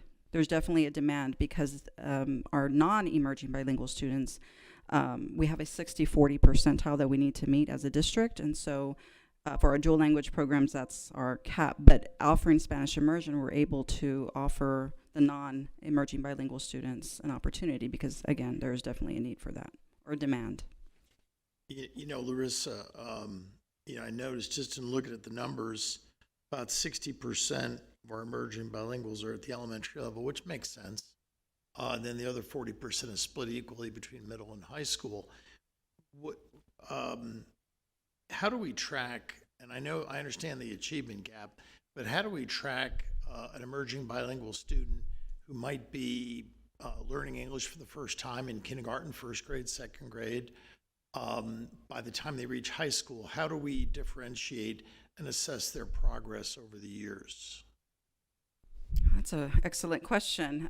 So students coming to us at kindergarten, research shows 3 to 5 years for language acquisition. but for academic language, it takes a little bit longer. So I know that unfortunately we do have what we call long-term emerging bilingual students, that they've been in the U.S. schools for more than 5 or 6 years, and they're still not able to exit. As I went over, the reclassification criteria is quite rigorous. So unfortunately, that is a problem, not only unique to this, it's not unique to Bernie ISD, it's a problem across the state. As we hope that kids can exit the program, unfortunately, we're not always seeing that. So speaking of future programming, yes, Viola Wilson Elementary School in 24-25. No, that's okay, sir. We'll open a two-way dual language strand to begin at kindergarten. We will also be opening a bilingual pre-K as well as a gen ed pre-K at Viola Wilson. Again, our BISD model is 60%, 40%. That's the model that we have here. 60% of emerging bilingual, 40% non-emerging bilingual in the dual language. 90% of the students that will be zoned to Viola Wilson will have an opportunity to apply for this program. 10% of the students will come from other campuses, and that is currently our mode and our model on the other 4 dual language campuses. So we're hoping once attendance zones are approved, the lottery process can begin April of 2024. That's all I will say about that. Joe, didn't you volunteer to lead that effort? Yeah, people will show up at my house either way to talk about it. So also, we are planning to branch out to this new program called Spanish Immersion. It's really a one-way dual language, if you want to think about that, but this does not fall under Chapter 89 of TEA, so there is no funding tied to this programming as there is with the other dual language program. But we're hoping to start with kindergarten. This would be for non-emerging bilinguals only. We will need to set some administrative regulations and put those in place before we even begin a lottery system, because this program will be looking a little bit different than our current dual language model. And we're hoping for, again, the lottery for placement in April. There's a pretty good demand for that, isn't there? Absolutely. Absolutely. Is space. I know. Talking to parents, Fair Oaks has neither of these programs. They'd like it. We just didn't have this. And that's what makes Cibolo Creek an excellent and prime location for this new program. So you mentioned you're going to do a recruiting trip? Yes. Okay. Is there thought been put into some additional recruiting incentive tools? What I'm getting at is our stipend is lower than neighboring districts. It's something we look at every year, and that's something that we've got to revisit. Sir, if I may, we did make efforts a year ago to increase our bilingual stipend, so we are competitive for our market. Oh, okay. Okay. Good. And that is all I have for the bilingual program report. Any questions? Okay. Oh, sorry. Sorry. The number of students served at each campus, that little slide, I think it's about 4 back. So, that one. So you mentioned Van Rob has 15 different languages, and there's only 3 campuses that have less EB students than Van Rob does. Is there an average number of students per language, or I'm just trying to think of the complexities they're of all how different. They're all this different, gets and they have managed. many ESL. A lot of them are served under ESL. Mm-hmm. Well, we don't have dual language. Yeah.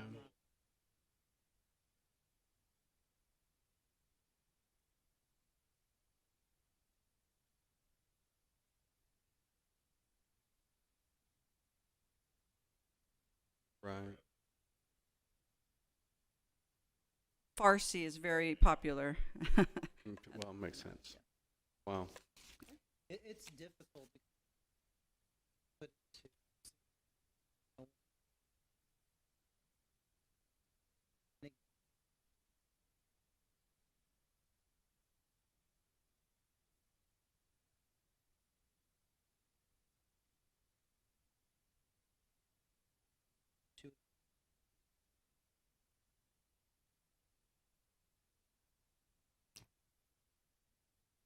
Okay, if there's no other questions, I will be calling Miss Cindy Bills, our Advanced Academics Director. She'll be presenting the Advanced Academics Report. Welcome, Ms. Bills. Good evening, Dr. Price, Mr. President, and board members.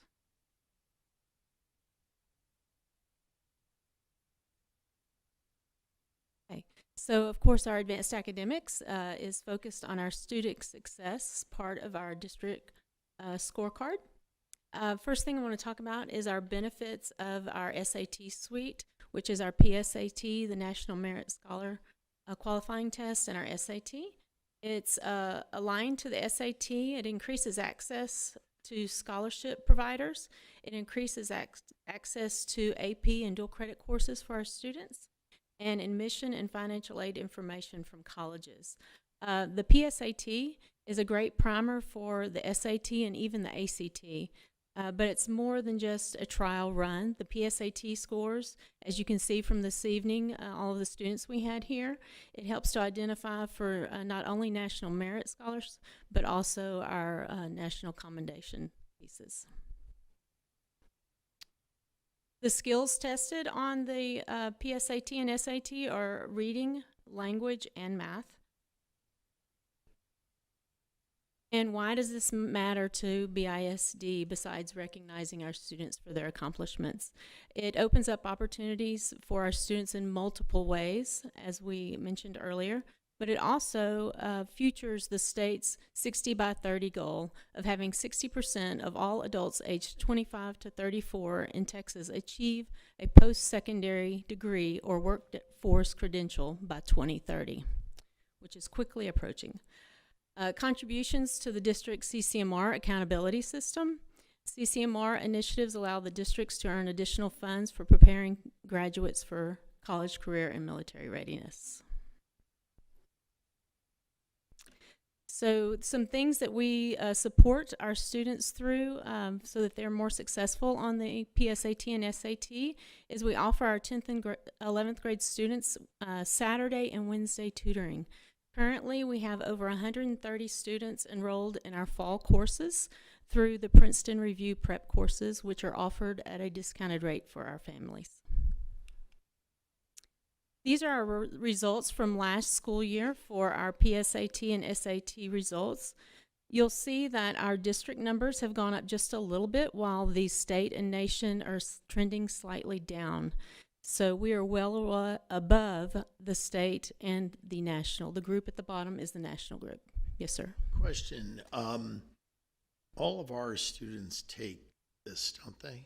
So all of our 8th graders are registered to take the PSAT as an 8th grader, and then all of our 10th graders.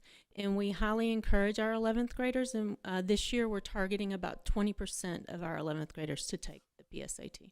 Okay. And then, I mean, sorry. Go ahead. And then in the spring, all 11th graders are scheduled to take the SAT. Okay. Now, you know, our scores are higher than the state, and we would expect that. But my question, do we have any idea of what percentage of high school students or 8th graders throughout the state take these? Because we could be ahead, but if only 2/3 take it, are we really comparing apples to apples? So the state group is about 247,000 students, and the national group is 15.5 million. To your point, we discussed this. Our scores actually, with more kids taking, went up. Usually when more kids start taking a test like this, the scores will take a dip. So as we started adding students to this, and all students, we fully expected that dip. They've actually gone up. You know, and I find it's an interesting comparison because you mentioned 247,000, but in the state of Texas, there's about 400,000 kids per grade level. So that tells me that a lot of kids are not taking these tests. So one would think Correct. it would be those that are more expecting to take it for college. So it depends on the district and what their choice is. Some districts choose to give PSAT to 9th graders, and most give it to 10th and 11th graders. But as far as 8th grade, I think we're a little ahead of the curve there. Not all districts do that. So a lot of them will start in 9th grade with that.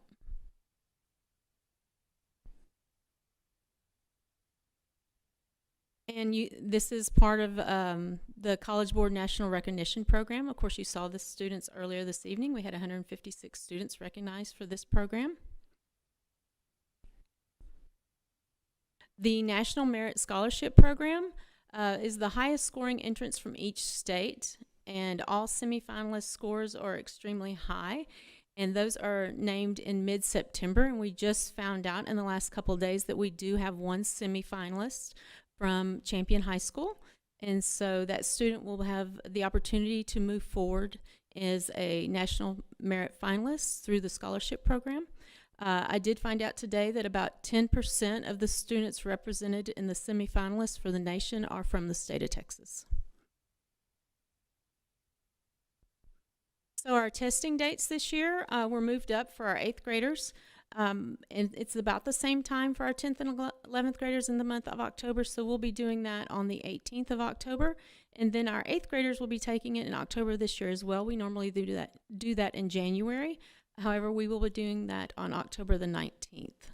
And then SAT, of course, is in the spring, and we'll be doing that on March 20th.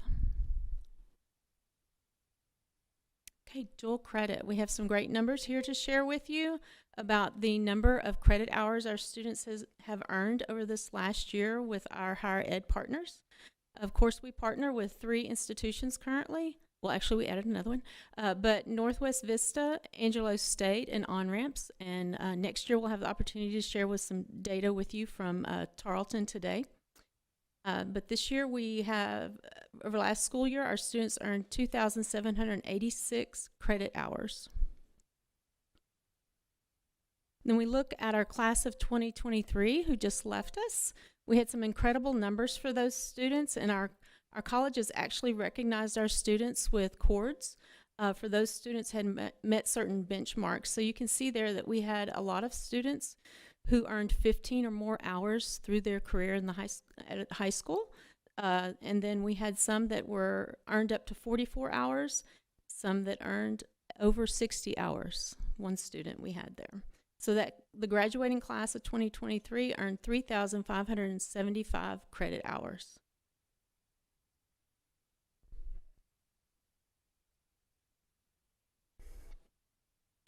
Not collectively, but I can tell you about what the tuition is at each campus. I do have that. Second. So for Northwest Vista, they're saving about $720 per course. So it's a 3-hour course. For Angelo State, the families are saving about $1,700 per course. And then for the on-ramps, it's about $1,350.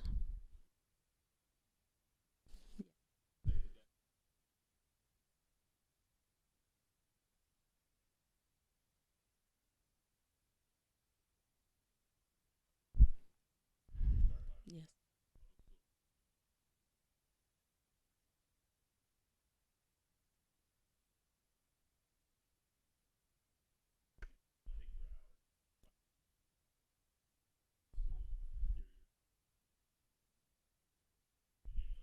Mm-hmm. Yeah.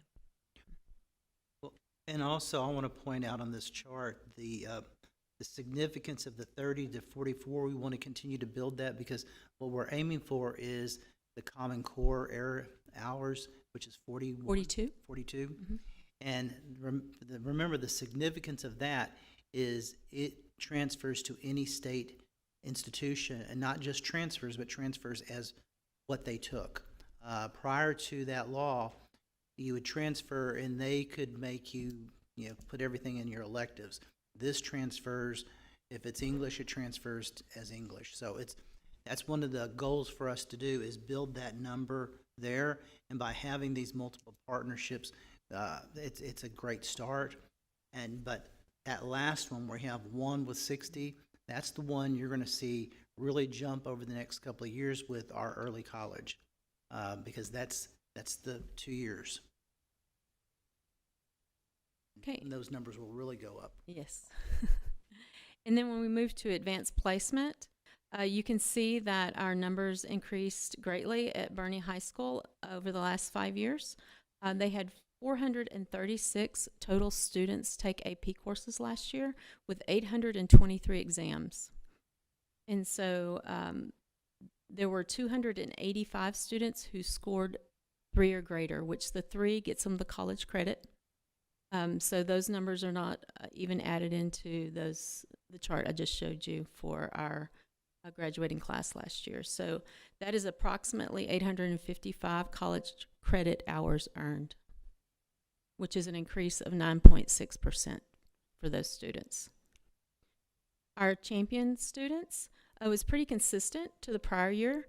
They had 769 total students enrolled in AP courses with 1,519 exams, and 536 students scored 3 or better, with a total of 1,608 college credit hours earned. It's probably a little bit more than that because some of those AP classes, they'll get 4 hours credit versus the 3. What is considered a good number for 3 or greater? Is it 60%, 50%, 70%? It depends on the exam and the graders. So I think I had some tough graders in high school. Me too. Understand, we're comparing, one of the things that we just need to get in our mindset. Remember, we were hoping that the 60 hours, we get more of those. As your dual credit numbers go up, you may see a dip in our AP because it's going to be a shift in what the students are taking. We traditionally have more AP here because we didn't have as many opportunities with the dual credit. So for the class of 2023, 37% of those students scored a 3 or higher on at least one AP exam. And then we look at our AP scholars. We had 102 AP scholars. So we had some that were able to accomplish the AP capstone diploma. And so that's very exciting for those students because those students are the ones who have at least a 3.5 GPA, took both the AP seminar and research exams with a 3 or better, and also have 3 other AP courses that were 3 or better. So that's one of our top AP scholar levels there. And then at CHS, we had 224.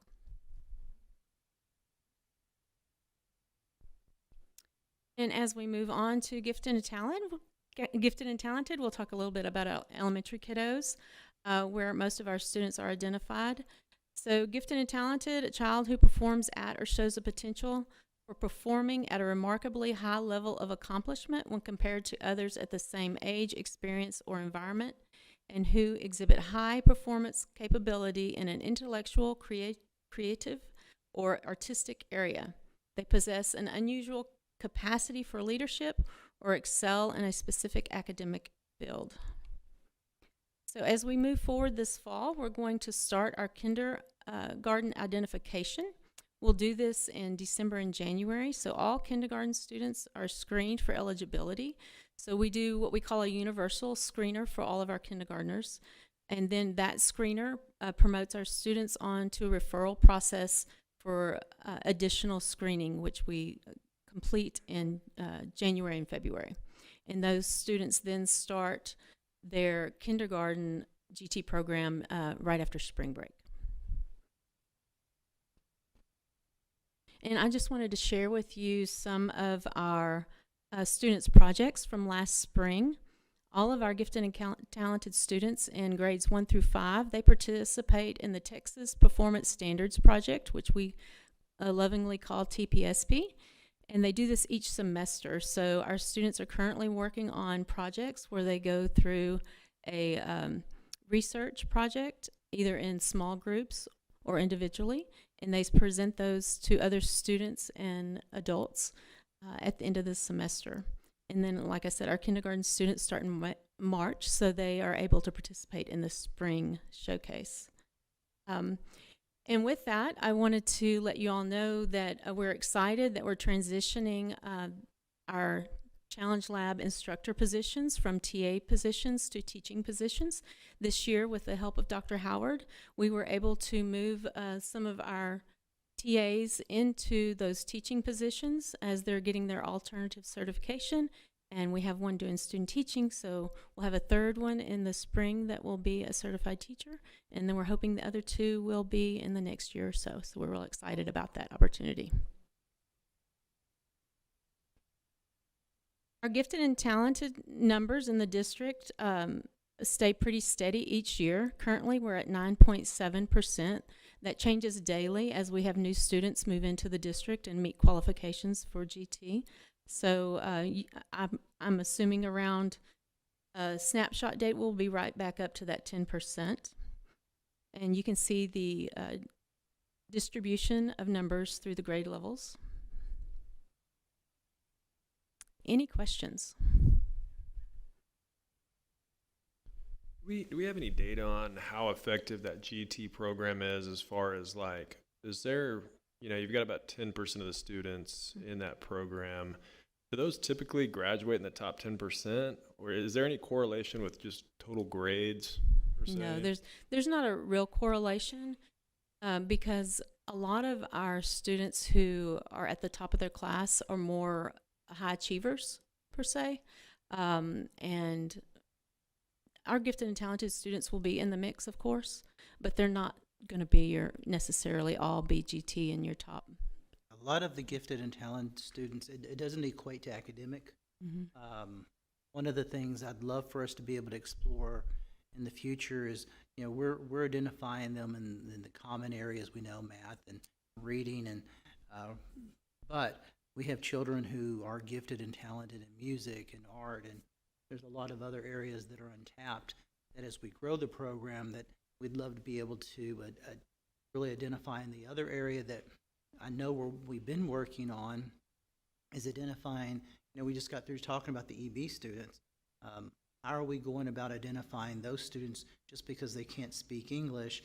Are they gifted and talented? So Cindy's done a lot of work with that, but you're asking, there's not a real good equation between because you're identified that you're going to be at the top 10. A lot of that has to do in our top 10 motivation and hard work, and sometimes that doesn't necessarily come with giftedness.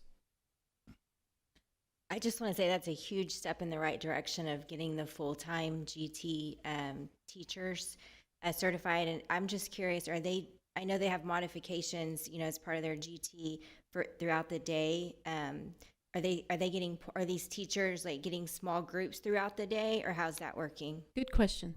So our elementary GT students have they're serviced in the classroom with their cluster classroom teacher. So all of those teachers have their 30 hours of professional learning that they need to be able to service those students in the classroom through the differentiated instruction, some acceleration there as well. And then our Challenge Lab instructors, that is a pull-out program, and it is an enrichment for those students. It is not required for them to be identified GT to participate in Challenge Lab, but I'll say that 99% of them do. And so in that pull-out program, depending on grade level, it's anywhere from 30 minutes to 45 minutes average a day. And those students are with that Challenge Lab instructor during that time working on their projects. Mm-hmm.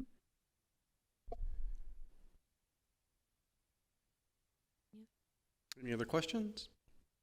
All right, thank you, Ms. Bills. Thank you.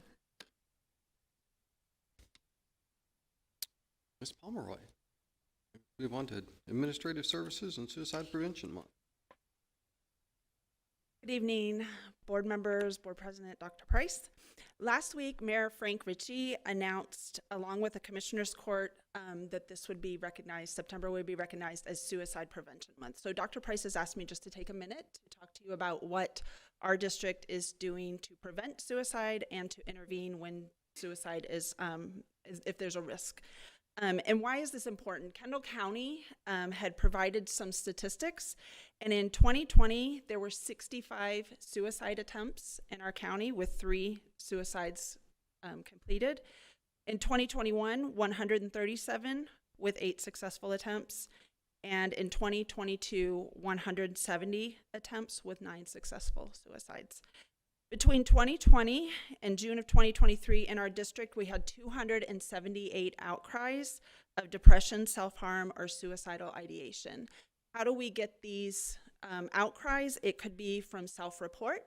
It could come from parents. It can come from teachers or staff members. Often it comes through our BARC reporting system, which monitors our Google platforms, as well as our P3 reporting system, our anonymous reporting systems. And anytime we get an outcry, whether it be in person or from one of the technological platforms, we respond immediately. The way that we usually respond is by completing the Columbia Protocol, and the Columbia Protocol is a tool that is universally used and does not require training. However, it asks some questions that help us determine the level of risk, how immediately we need to respond, and the severity. And when we complete the Columbia, it can be done by an administrator, or most often by the counselor or the nurse. We can get the parents involved. When we get the parents involved, which is 100% of the time, we let them know the level of risk. We have some options, and within that protocol, it lets us know, what we should consider or what next steps should be. Oftentimes, we do make some referrals or recommendations to the parents, and that can mean sending them to outside facilities such as Clarity, Laurel Ridge, San Antonio Behavioral Health. I've started to be very intentional in creating contacts with these agencies, because one of the things that I've learned very quickly being in this position is that the parents are very hesitant, and it's because we don't have that continuity of care. So in making the connections with these organizations, we're actually starting to have members of San Antonio Behavioral Health, for example, meet the families in the parking lot and not requiring the parents to cross the threshold alone. We do have future meetings set up with Clarity and Laurel Ridge. I've also learned that some of the hesitation in getting care for the kids when they've been identified as perhaps having some suicidal ideation or some mental health needs is the parents are afraid to go and leave their child all the way in San Antonio. So I heard a little rumor, and I confirm that it's true, that the Ronald McDonald House will provide care, not just for students who have physical illnesses or hospitalizations due to illness or long-term needs, but also due to mental health needs. So we are scheduling time to go to the Ronald McDonald House and tour, and also make those immediate contacts so that we can provide that continuity of care. Of course, price and cost associated with these hospitalizations are often a deterrent.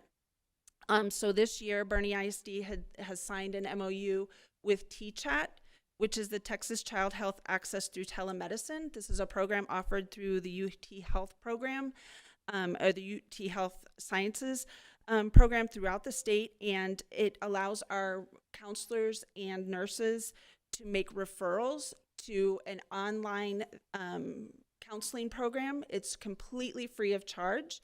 So once we make the referral, the TCHAP program reaches out and does everything from that process on. It is completely free. It can provide therapeutic sessions online through the telehealth, and additionally, it will provide medication and therapeutic treatments if that's what's deemed necessary after they meet with a psychiatrist. So this has been very, very fruitful for our families. Since August, when we started August 10th, we have had 21 referrals made to TCHAT already. In addition, one of the strengths that we've really started to develop over, I would say, the last several months is we have developed with Rick Goodrich and his team, as well as some of our nonprofits locally, is our wraparound services. We have a mental health kind of network that when students are in crisis after hours, either in the evenings or on the weekends, there is a kind of a consortium of sorts where we contact each other so that I am made aware and I can contact my counselor. And when the student walks into school the next day, the administrator and the counselor are aware so that they can provide that continuity. Again, the wraparound services to help with the student's mental health. Walking into school the next day can be very trying. I can give you examples of when a student may have lost their parent the night before. In the past, they would have walked into school or, at whatever point in time, not knowing that that had occurred, and so we wouldn't be able to provide those services. Now we have a plan in place as soon as they return to school. It goes also with any types of domestic violence that happen in the evenings or on the weekends, or if a student is just struggling with their mental health or whatever's going on in the home, we can have a plan for the next day when they walk into the campus. We are developing our mentorship program, which Rich Sennett is a part of, but we've identified that we have many students within our school community that would benefit from having a mentor just to help with decision making or optimistic thinking and having that role model that can be a part of their lives. So we are extending that program, and we've assigned a specialist to be in charge of that program in order to make it more robust and professional and supportive. But because it is under our umbrella now, we're able to work alongside the counselors and to have that communication between the mentors and the counseling department. In addition, we are continuing with the Hope Squad. The Hope Squad is a peer support group that is in our secondary campuses where we train students to be on watch and kind of alert to the warning signs, and also to be empathetic friends, to listen without judgment, and to be able to help students who may be struggling go to an identified adult and to get that support so that, again, we can be providing any kind of mental health guidance and support that we need to in order to help those students reach the resources through their parents and through our community network. And then, speaking of community networks, we started to extend not only our education speaker series here within Bernie ISD, but we formed partnerships with local churches. We will be doing Seize the Awkward, for example, on Wednesday evening, which will be around drug and substance abuse. But we are forming more collaborative coalitions and partnerships with local churches and nonprofits in order to educate the community and decrease the stigma around mental illness. This past, I want to say, January, February, we did present at the UT Austin Behavioral Health Conference on our partnerships. We have a very tight coalition between the Kendall County Sheriff's Office, Bernie PD, Hill Country Family Services, and Bernie ISD, and we are working on that partnership, again, to be a one-stop shop to support our students and their families whenever they're experiencing a mental health crisis. Saying all this, our first line of defense, our counselors and nurses, they are extremely dedicated. They give 24/7. In fact, I'm the one who says, let me bear the burden on the evenings and the weekends, because they need to provide self-care in order to be that source for our students.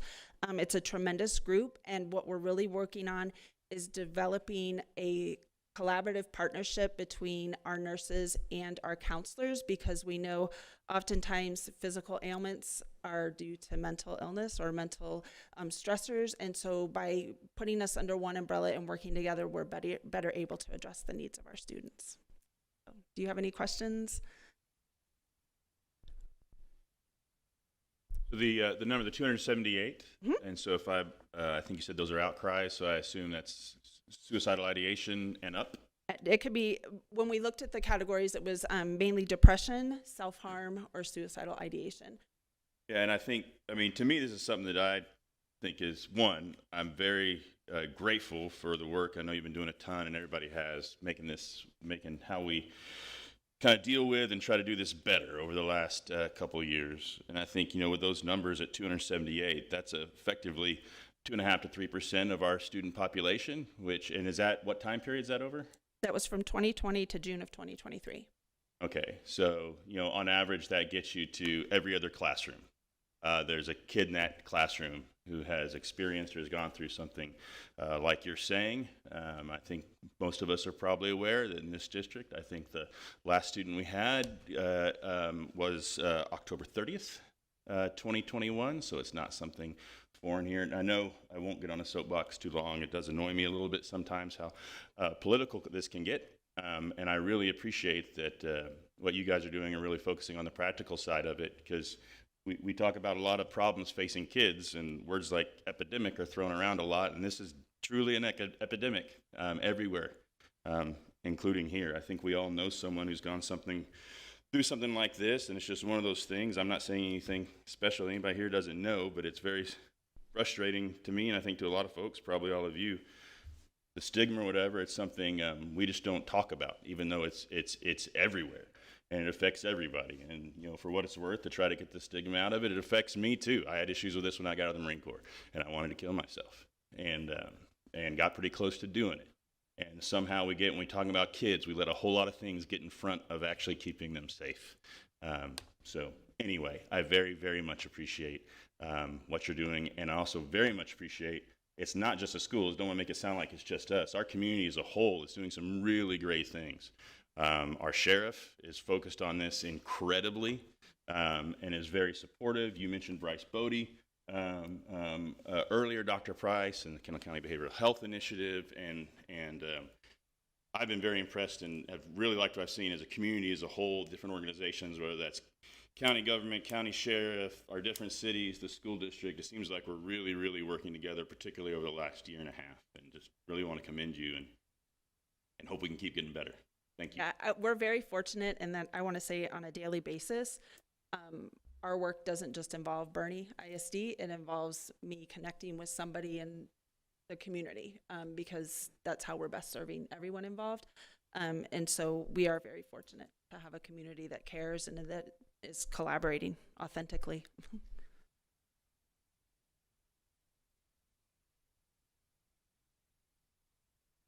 Rich and our safety and security staff, they're responding to this stuff all the time, like all the time, and not just in like having to send emails or make reports, going and finding our students where they're at that need help so that we don't have to read about this in the paper.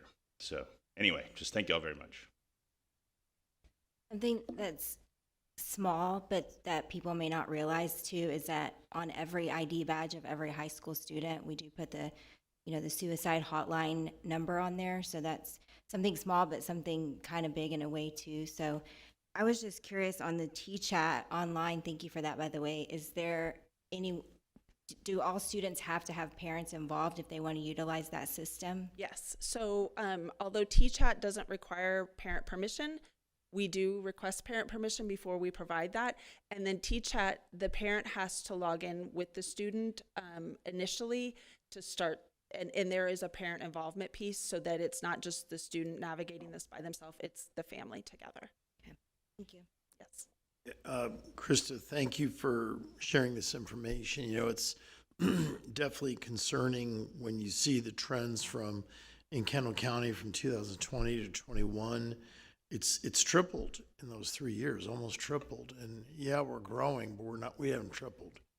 And I think it's a societal issue in our nation. So this is very, very troubling. The 278 outcries, are those predominantly at the high school level, all grade levels? How's that broken down? I have the exact numbers, but they are primarily secondary.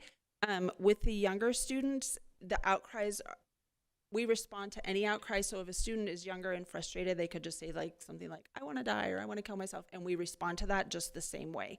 So although if you look at the risk assessments and the results of the risk assessments, they are, I don't want to say more serious, but they're more indicative of a true problem at the secondary level. The younger ones, it gives us a tool. It gives us something to work with to help change their language or provide the support that we need to. But the outcries, yes, just by the nature of. And I realize what we heard earlier from the extracurricular leadership, that in and of itself doesn't solve an issue, but for a kid who may be troubled for one thing or another to get an encouraging word, hopefully that shows them that somebody cares about them and that they're loved, and that's, so I'm glad we're working on that angle as well. Jessica, I saw you reach for your mic a while ago. Were you?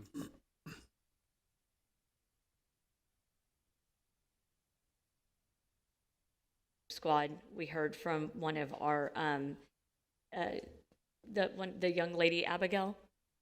She said that she was a member on the Hope Squad. How are we doing keeping those kids engaged that are serving there? Because I know that when the other students find out that they're on the Hope Squad, it could be kind of cumbersome for them being the catch-all. So that's one of the things that we're working through at this time. So Hope Squad was in the kind of formative year last year. It was something that was new.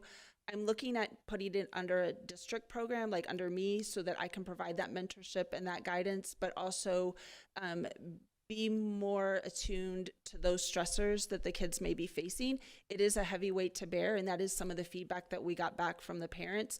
But when you look at the Hope Squad program, it's more about just listening and using your listening skills and not having to respond to those outcries. So just listening and then finding somebody that they can kind of give that information to. So building that network between the student, the counselor, the student, the nurse. I think we need to do a better job of that and have a little bit better monitoring over that program. So there'll be some restructuring this year. Okay, that was my question.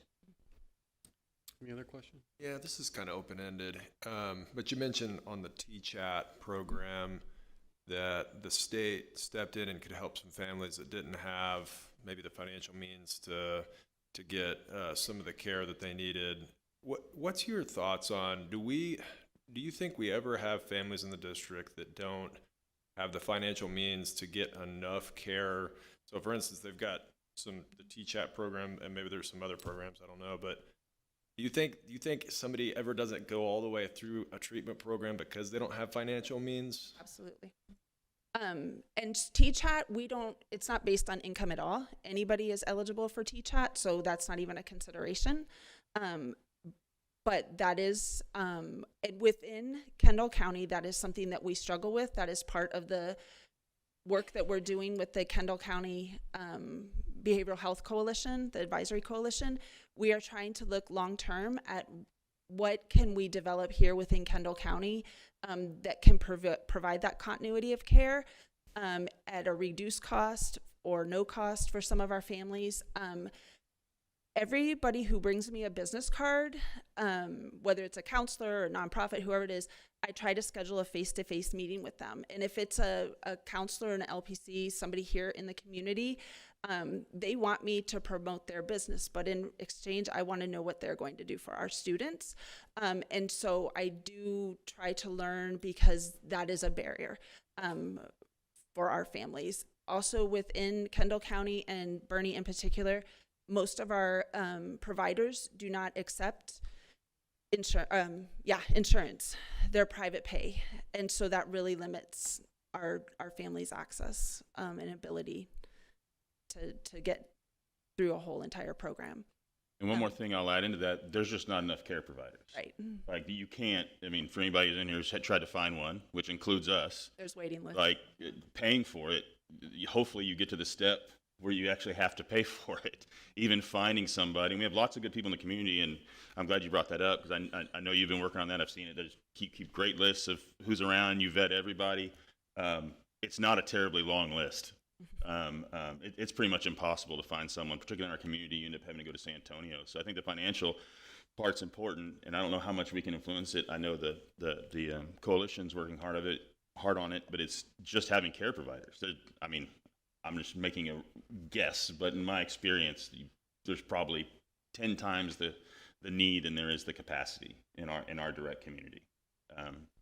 So to put it in a practical example, say you were a parent who had a kid who had a suicidal outcry, was identified, had some type of suicidal ideation. You're going to be really, really, really lucky if in a month you can find someone that you can take, not just your kid to, you to. Because, it's not just the kids, the parents on this. If anybody's ever been through this, you have no idea what to do. It's terrifying. And anyway, it's just finding someone is incredibly difficult. And again, thank you. I know you've worked very hard to try to identify where we can send folks to, but they're just not there. Yeah, and sometimes that, some of those cases, it takes just long range care and, just going, living somewhere else for a little while, at a center or something, then those can get really expensive, so, yeah. So with that committee that I'm on, that we're talking about, and I think that's part of pulling the community together, because believe it or not, we're further along than a lot of smaller communities like us. But that head start means we got to work harder. There just aren't the facilities. There aren't the caregivers. The money. I just what Krista shared with you blew me away. That the local folks here don't take insurance, and it's expensive. And we've talked to some people who stopped going because they just can't afford it. Well, and how many, I don't talk about it all night, but I think it's important.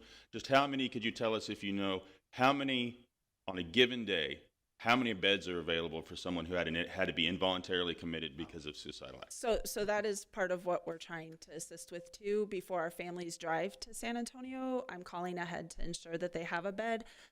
But on Friday we had a situation, for example, and we called, and it was almost like a rush to get them there because they had a bed at that moment, but they were not anticipating having it much longer. So those are the things, and just trying to help our families be one step ahead and break down any barriers that we can. And if we can be that liaison to help support them get to whatever location it is, then that is our effort. And to break down those financial barriers and finding free resources or T-Chat or whatever it is to help support the kids. And then on the campuses teach, those skills that will help them be resilient and mentally well.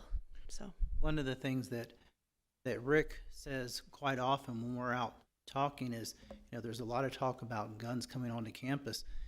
Our biggest concern that we deal with almost on a weekly basis is self-harm. And this is the type of discussion that we need to have more of, and how we can help as a group. Krista, I want to say thank you. Kind of wrap this up before we move on to Mr. Scott. But I think we've covered the gamut of services tonight and recognitions. And I mentioned earlier, we always love recognizing our high-performing athletes, our fine art students, and those kinds of things. We brought in character development tonight. We've talked about emerging bilinguals, and now the emphasis on mental health. And I think we've really, the number of things that we've covered tonight have been very impressive, and it's certainly eye-opening. So thank you. Thank you. And with that, Mr. Scott, we're going to move to the business section and talk about financial reports.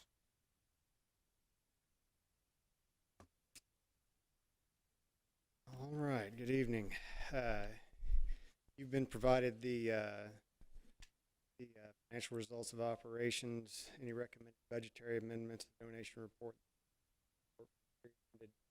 August 31st. We're getting into the year. The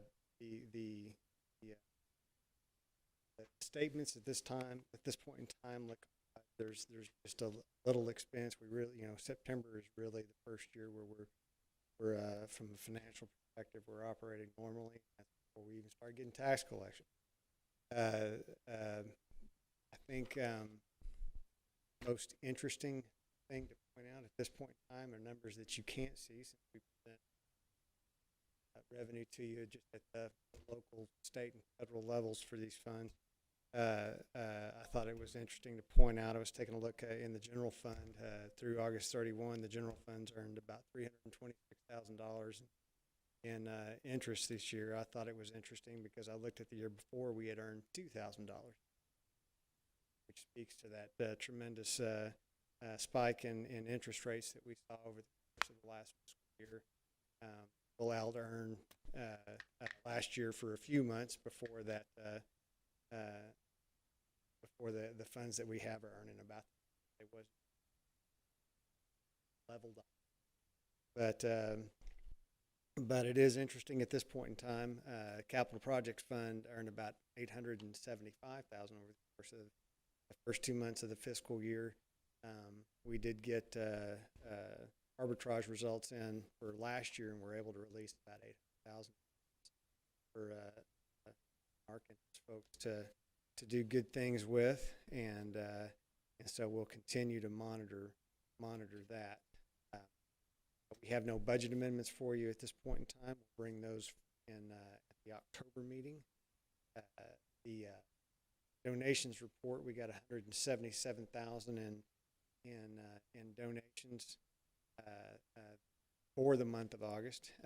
Every single dollar is appreciated and valued. Of note was the Van Rob PTO donating $120,000 towards an outdoor canopy. We're appreciative of their efforts. Tax collections at this point in time are pretty minimal, as they often do. So at this point in time, if there are any questions about the results of operations through the month of August, I'm happy to entertain questions. Questions for Mr. Scott on? Yeah, I just have one question. On the debt service fund page, I know, obviously we'll get local tax money to go into that fund to pay off our debt. But the state program revenues, that's for the hold harmless. Is that what that is, Wes? That is for the hold harmless. So we ended up getting about $500,000 last year from the hold harmless, going from 25,000 to 40,000. In the current year, we're projecting from the 40 to 100,000, coupled with the amount of debt we'll be paying that qualifies, because we'll have a lot more that qualifies this year than we did last year. That number will be more around $3.5 million. Okay, that was that really was what I was leading at, because I would imagine that hold harmless is going to go up, and you just indicated that, so great. And that'll come in the budget amendment? That'll come in the budget amendment. That wasn't, of course, that wasn't in place when we adopted the budget. Awesome. Senate Bill 2. Awesome. Questions? If there are no other questions, I move we approve the budget amendments, donation report, and tax collection report as presented. Second. I have a motion and a second by, I think that was Maritza. Any other discussion? If not, all those in favor say aye. Aye. Aye. Any opposed? All right, motion carries. Mr. Scott, we'll move on to the proposed tax rate public hearing. Hard by law to discuss, have a public hearing on the tax rate.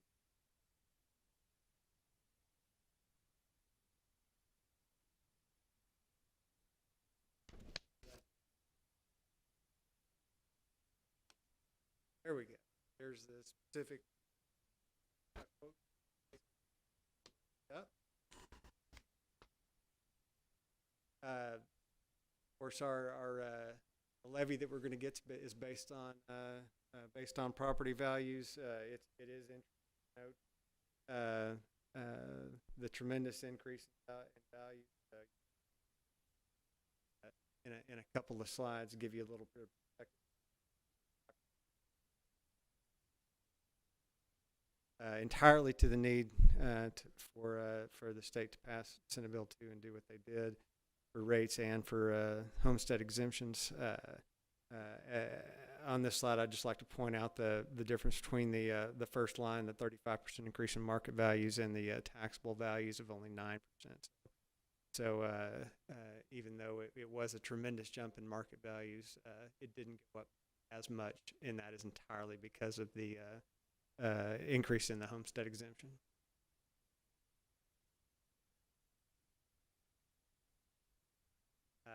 Here's a little bit of a historical perspective on those value increases. You notice the last 2 years where values in Bernie ISD have just really taken off, and that darker brown represents the non-taxable portion as it got bigger in 2002 when we jumped from a $25,000 exemption to 40, and then as it got much larger when it jumped up to a $100,000 exemption.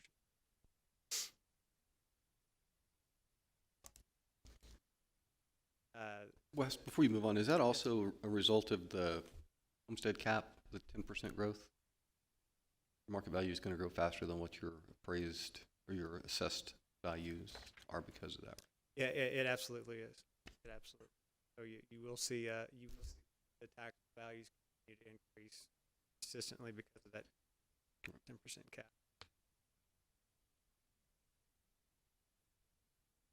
Right, so even if appraised value is flat, our taxable value will go up. Yeah, that was the assumption that we were operating on going into this year. Continue to go on. Had, you know, it was almost 30% growth in 22, and then 5%. And that's true across the state. We may be higher than the state average, but that's true across the state, which would lead us to conclude there'll be continued, over the coming years, continued tax rate reductions. Absolutely. We're double the state, but with the state itself is still 17.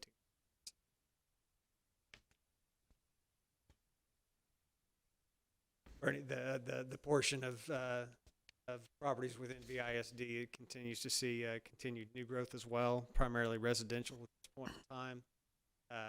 But we should start to see a lot of commercial come in next year as well.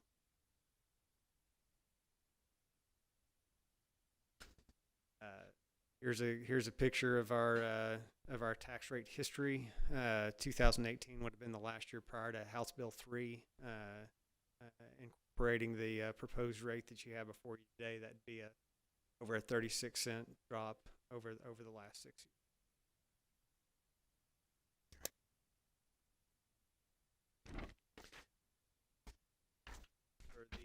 The M&O rate, we're proposing a 6692 tax rate, which is an 18.5-cent decrease from prior year. That is the maximum compressed rate, the lowest rate that we can provide, plus the 5 golden pennies that's available to the district.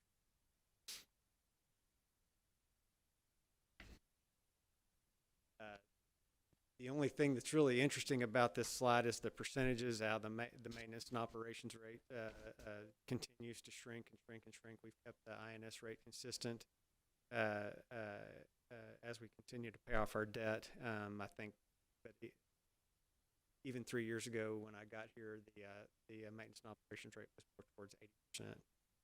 It's under 70. So the M&O maintenance and operation tax rate's the lowest allowed by law, and the INS tax rate, if I'm not mistaken, I know last year we had the lowest tax rate of any of the 17 fast growth districts in San Antonio or Austin. It'll be interesting to see if that's still the case this year. We're compiling that information right now, but yes, that's what I've seen so far. Good.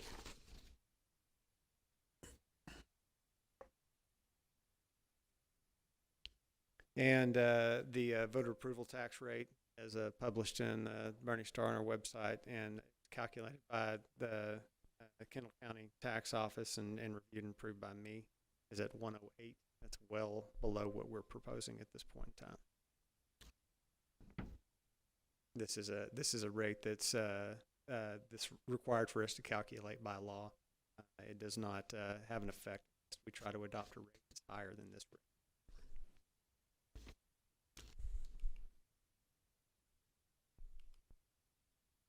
And this was published in the Bernie Star on September 4th. The average value of a residence in Bernie ISD is now, from a market perspective, is at $657. But the taxable value is actually lower than the year before, which is once again entirely because of the increase in the homestead exemption, because of the lower tax rate that's being proposed. The average homeowner in Bernie ISD should be paying almost $900 less in property taxes this year. Two numbers that are a result of this that we'll see when we bring the budget amendment forward we'd estimated $9 million in recapture that's been eliminated at this point in time, and we'll get about $8 million in state aid that we were not getting before prior to Senate Bill 2, so the $17 million.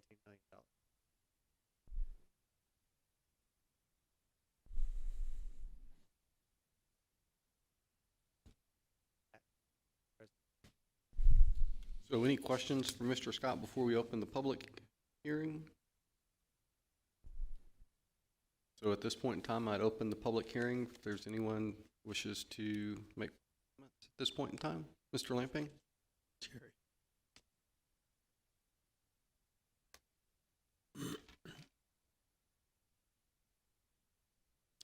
Good evening. I'm Jerry Lamping.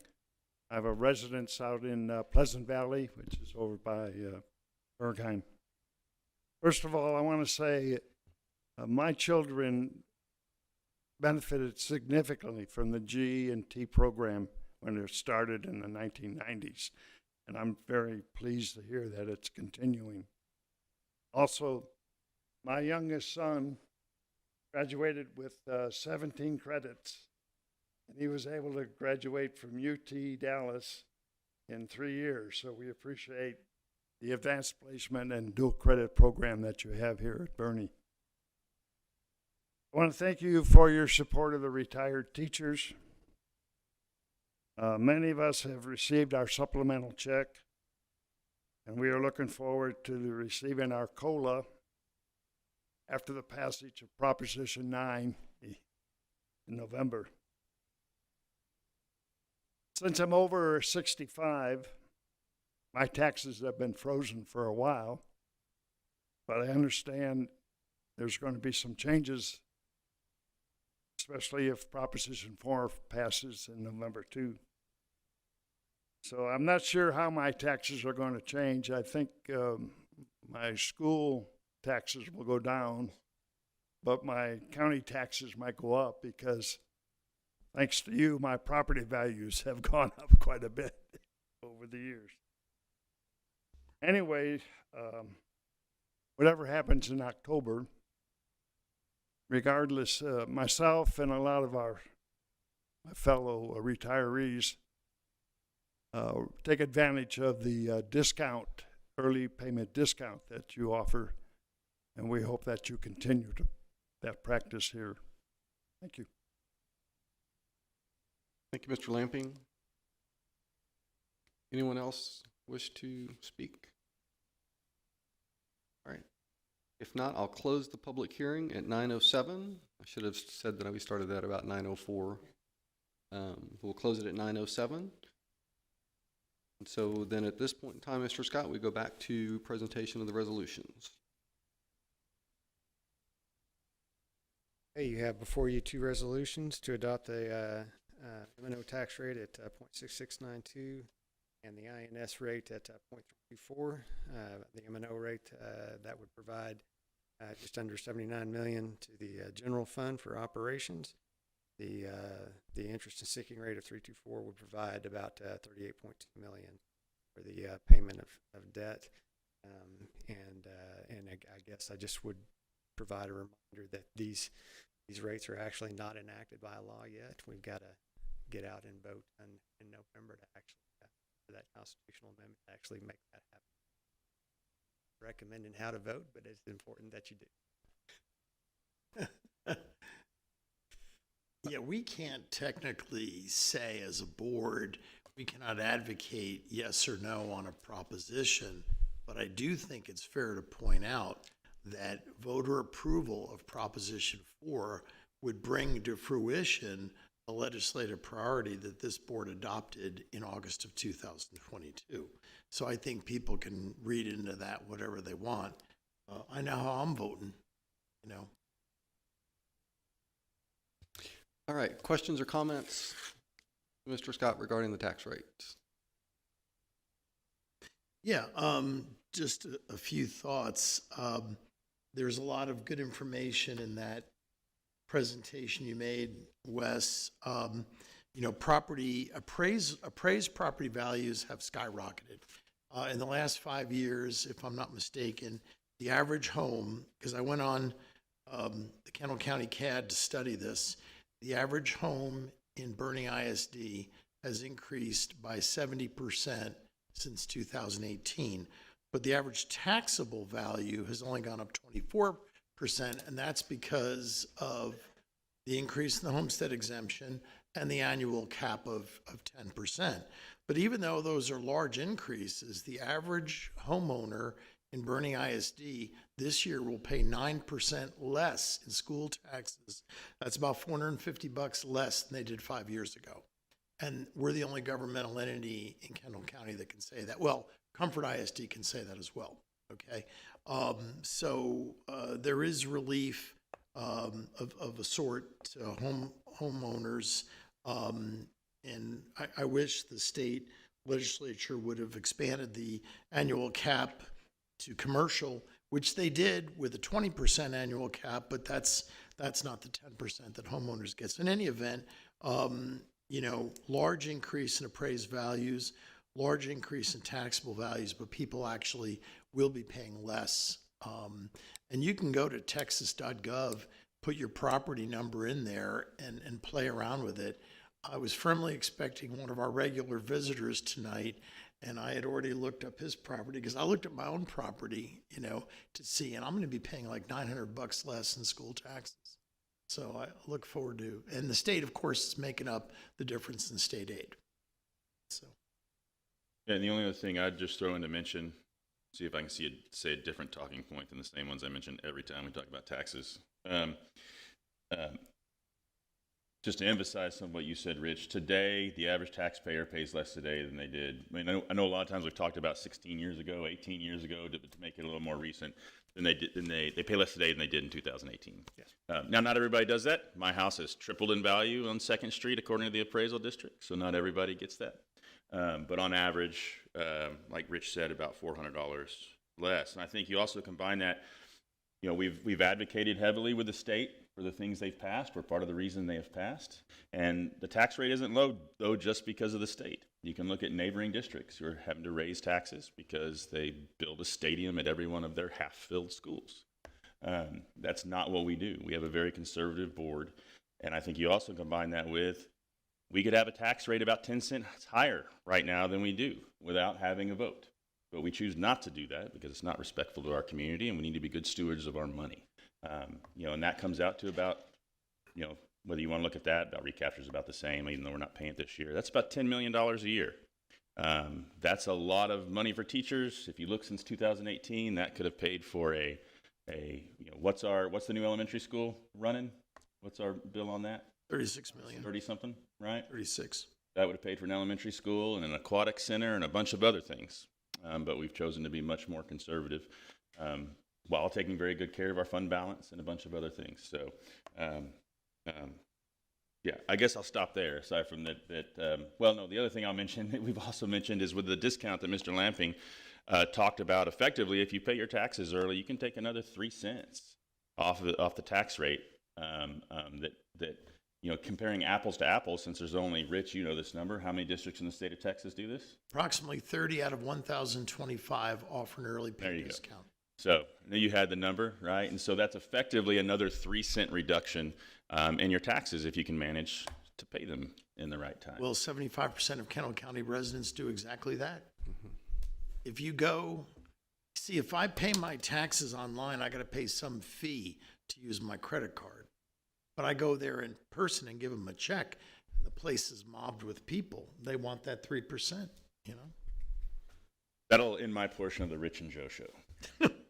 You sure you don't want to use your typical comment? No, I've said it like 20 times over the last 8 years. I'll let it drive on about how the legislature, anyway, I'll stop. This is the lowest rate that we can by law pass. There is one thing that's important. The legislature, though it took double overtime to pass the property tax relief, at least they did it. And they need kudos for that, which is awesome. But I will say they did not finish their job on school funding because though in the state budget that was approved, there's $4 billion designated for public ed, but the bills that actually appropriate the money didn't pass. So it's like, okay, you come back in October, November for a special session because they want to talk about vouchers or whatever. Let's release the $4 billion that's already in the budget. That would be a nice amount of change to our district. It would be very welcome, and we could do some good things with that, you know. But so we will push. That's in our legislative priorities, and that's what we've already reviewed with our legislators, that we're going to be watching you, and we expect you to pass bills that release money that's already been budgeted. Do it. Get the job done, you know? You done? I'm done. I do want to commend Rich for being the leader of our legislative advocacy. It works. We have members in the audience that have been on the bus with us to Austin, knocking on doors, making phone calls and contacts, and thank you to all that have done that. I think it's the proof is what we're seeing today. So with that, I would entertain a motion on the tax rate. I move that the property tax rate of 99.32 cents be adopted. A second. I have a motion and a second. Any other discussion? Does it have to follow the exact language? That's what I was wondering. I don't know if that language works. Well, the reason I did it is because it says, I move that the property tax rate be increased by the adoption of a tax rate. Our tax rate's going down. That was a typo. Okay, great. That's why I edited it. Not a small one. So I move that the property tax rate of 99.32 cents be adopted. I have a motion and I had a second, and it didn't change. Thank you, Christy. All those in favor say aye. Aye. Any opposed? All right. Last item on the agenda is, yes.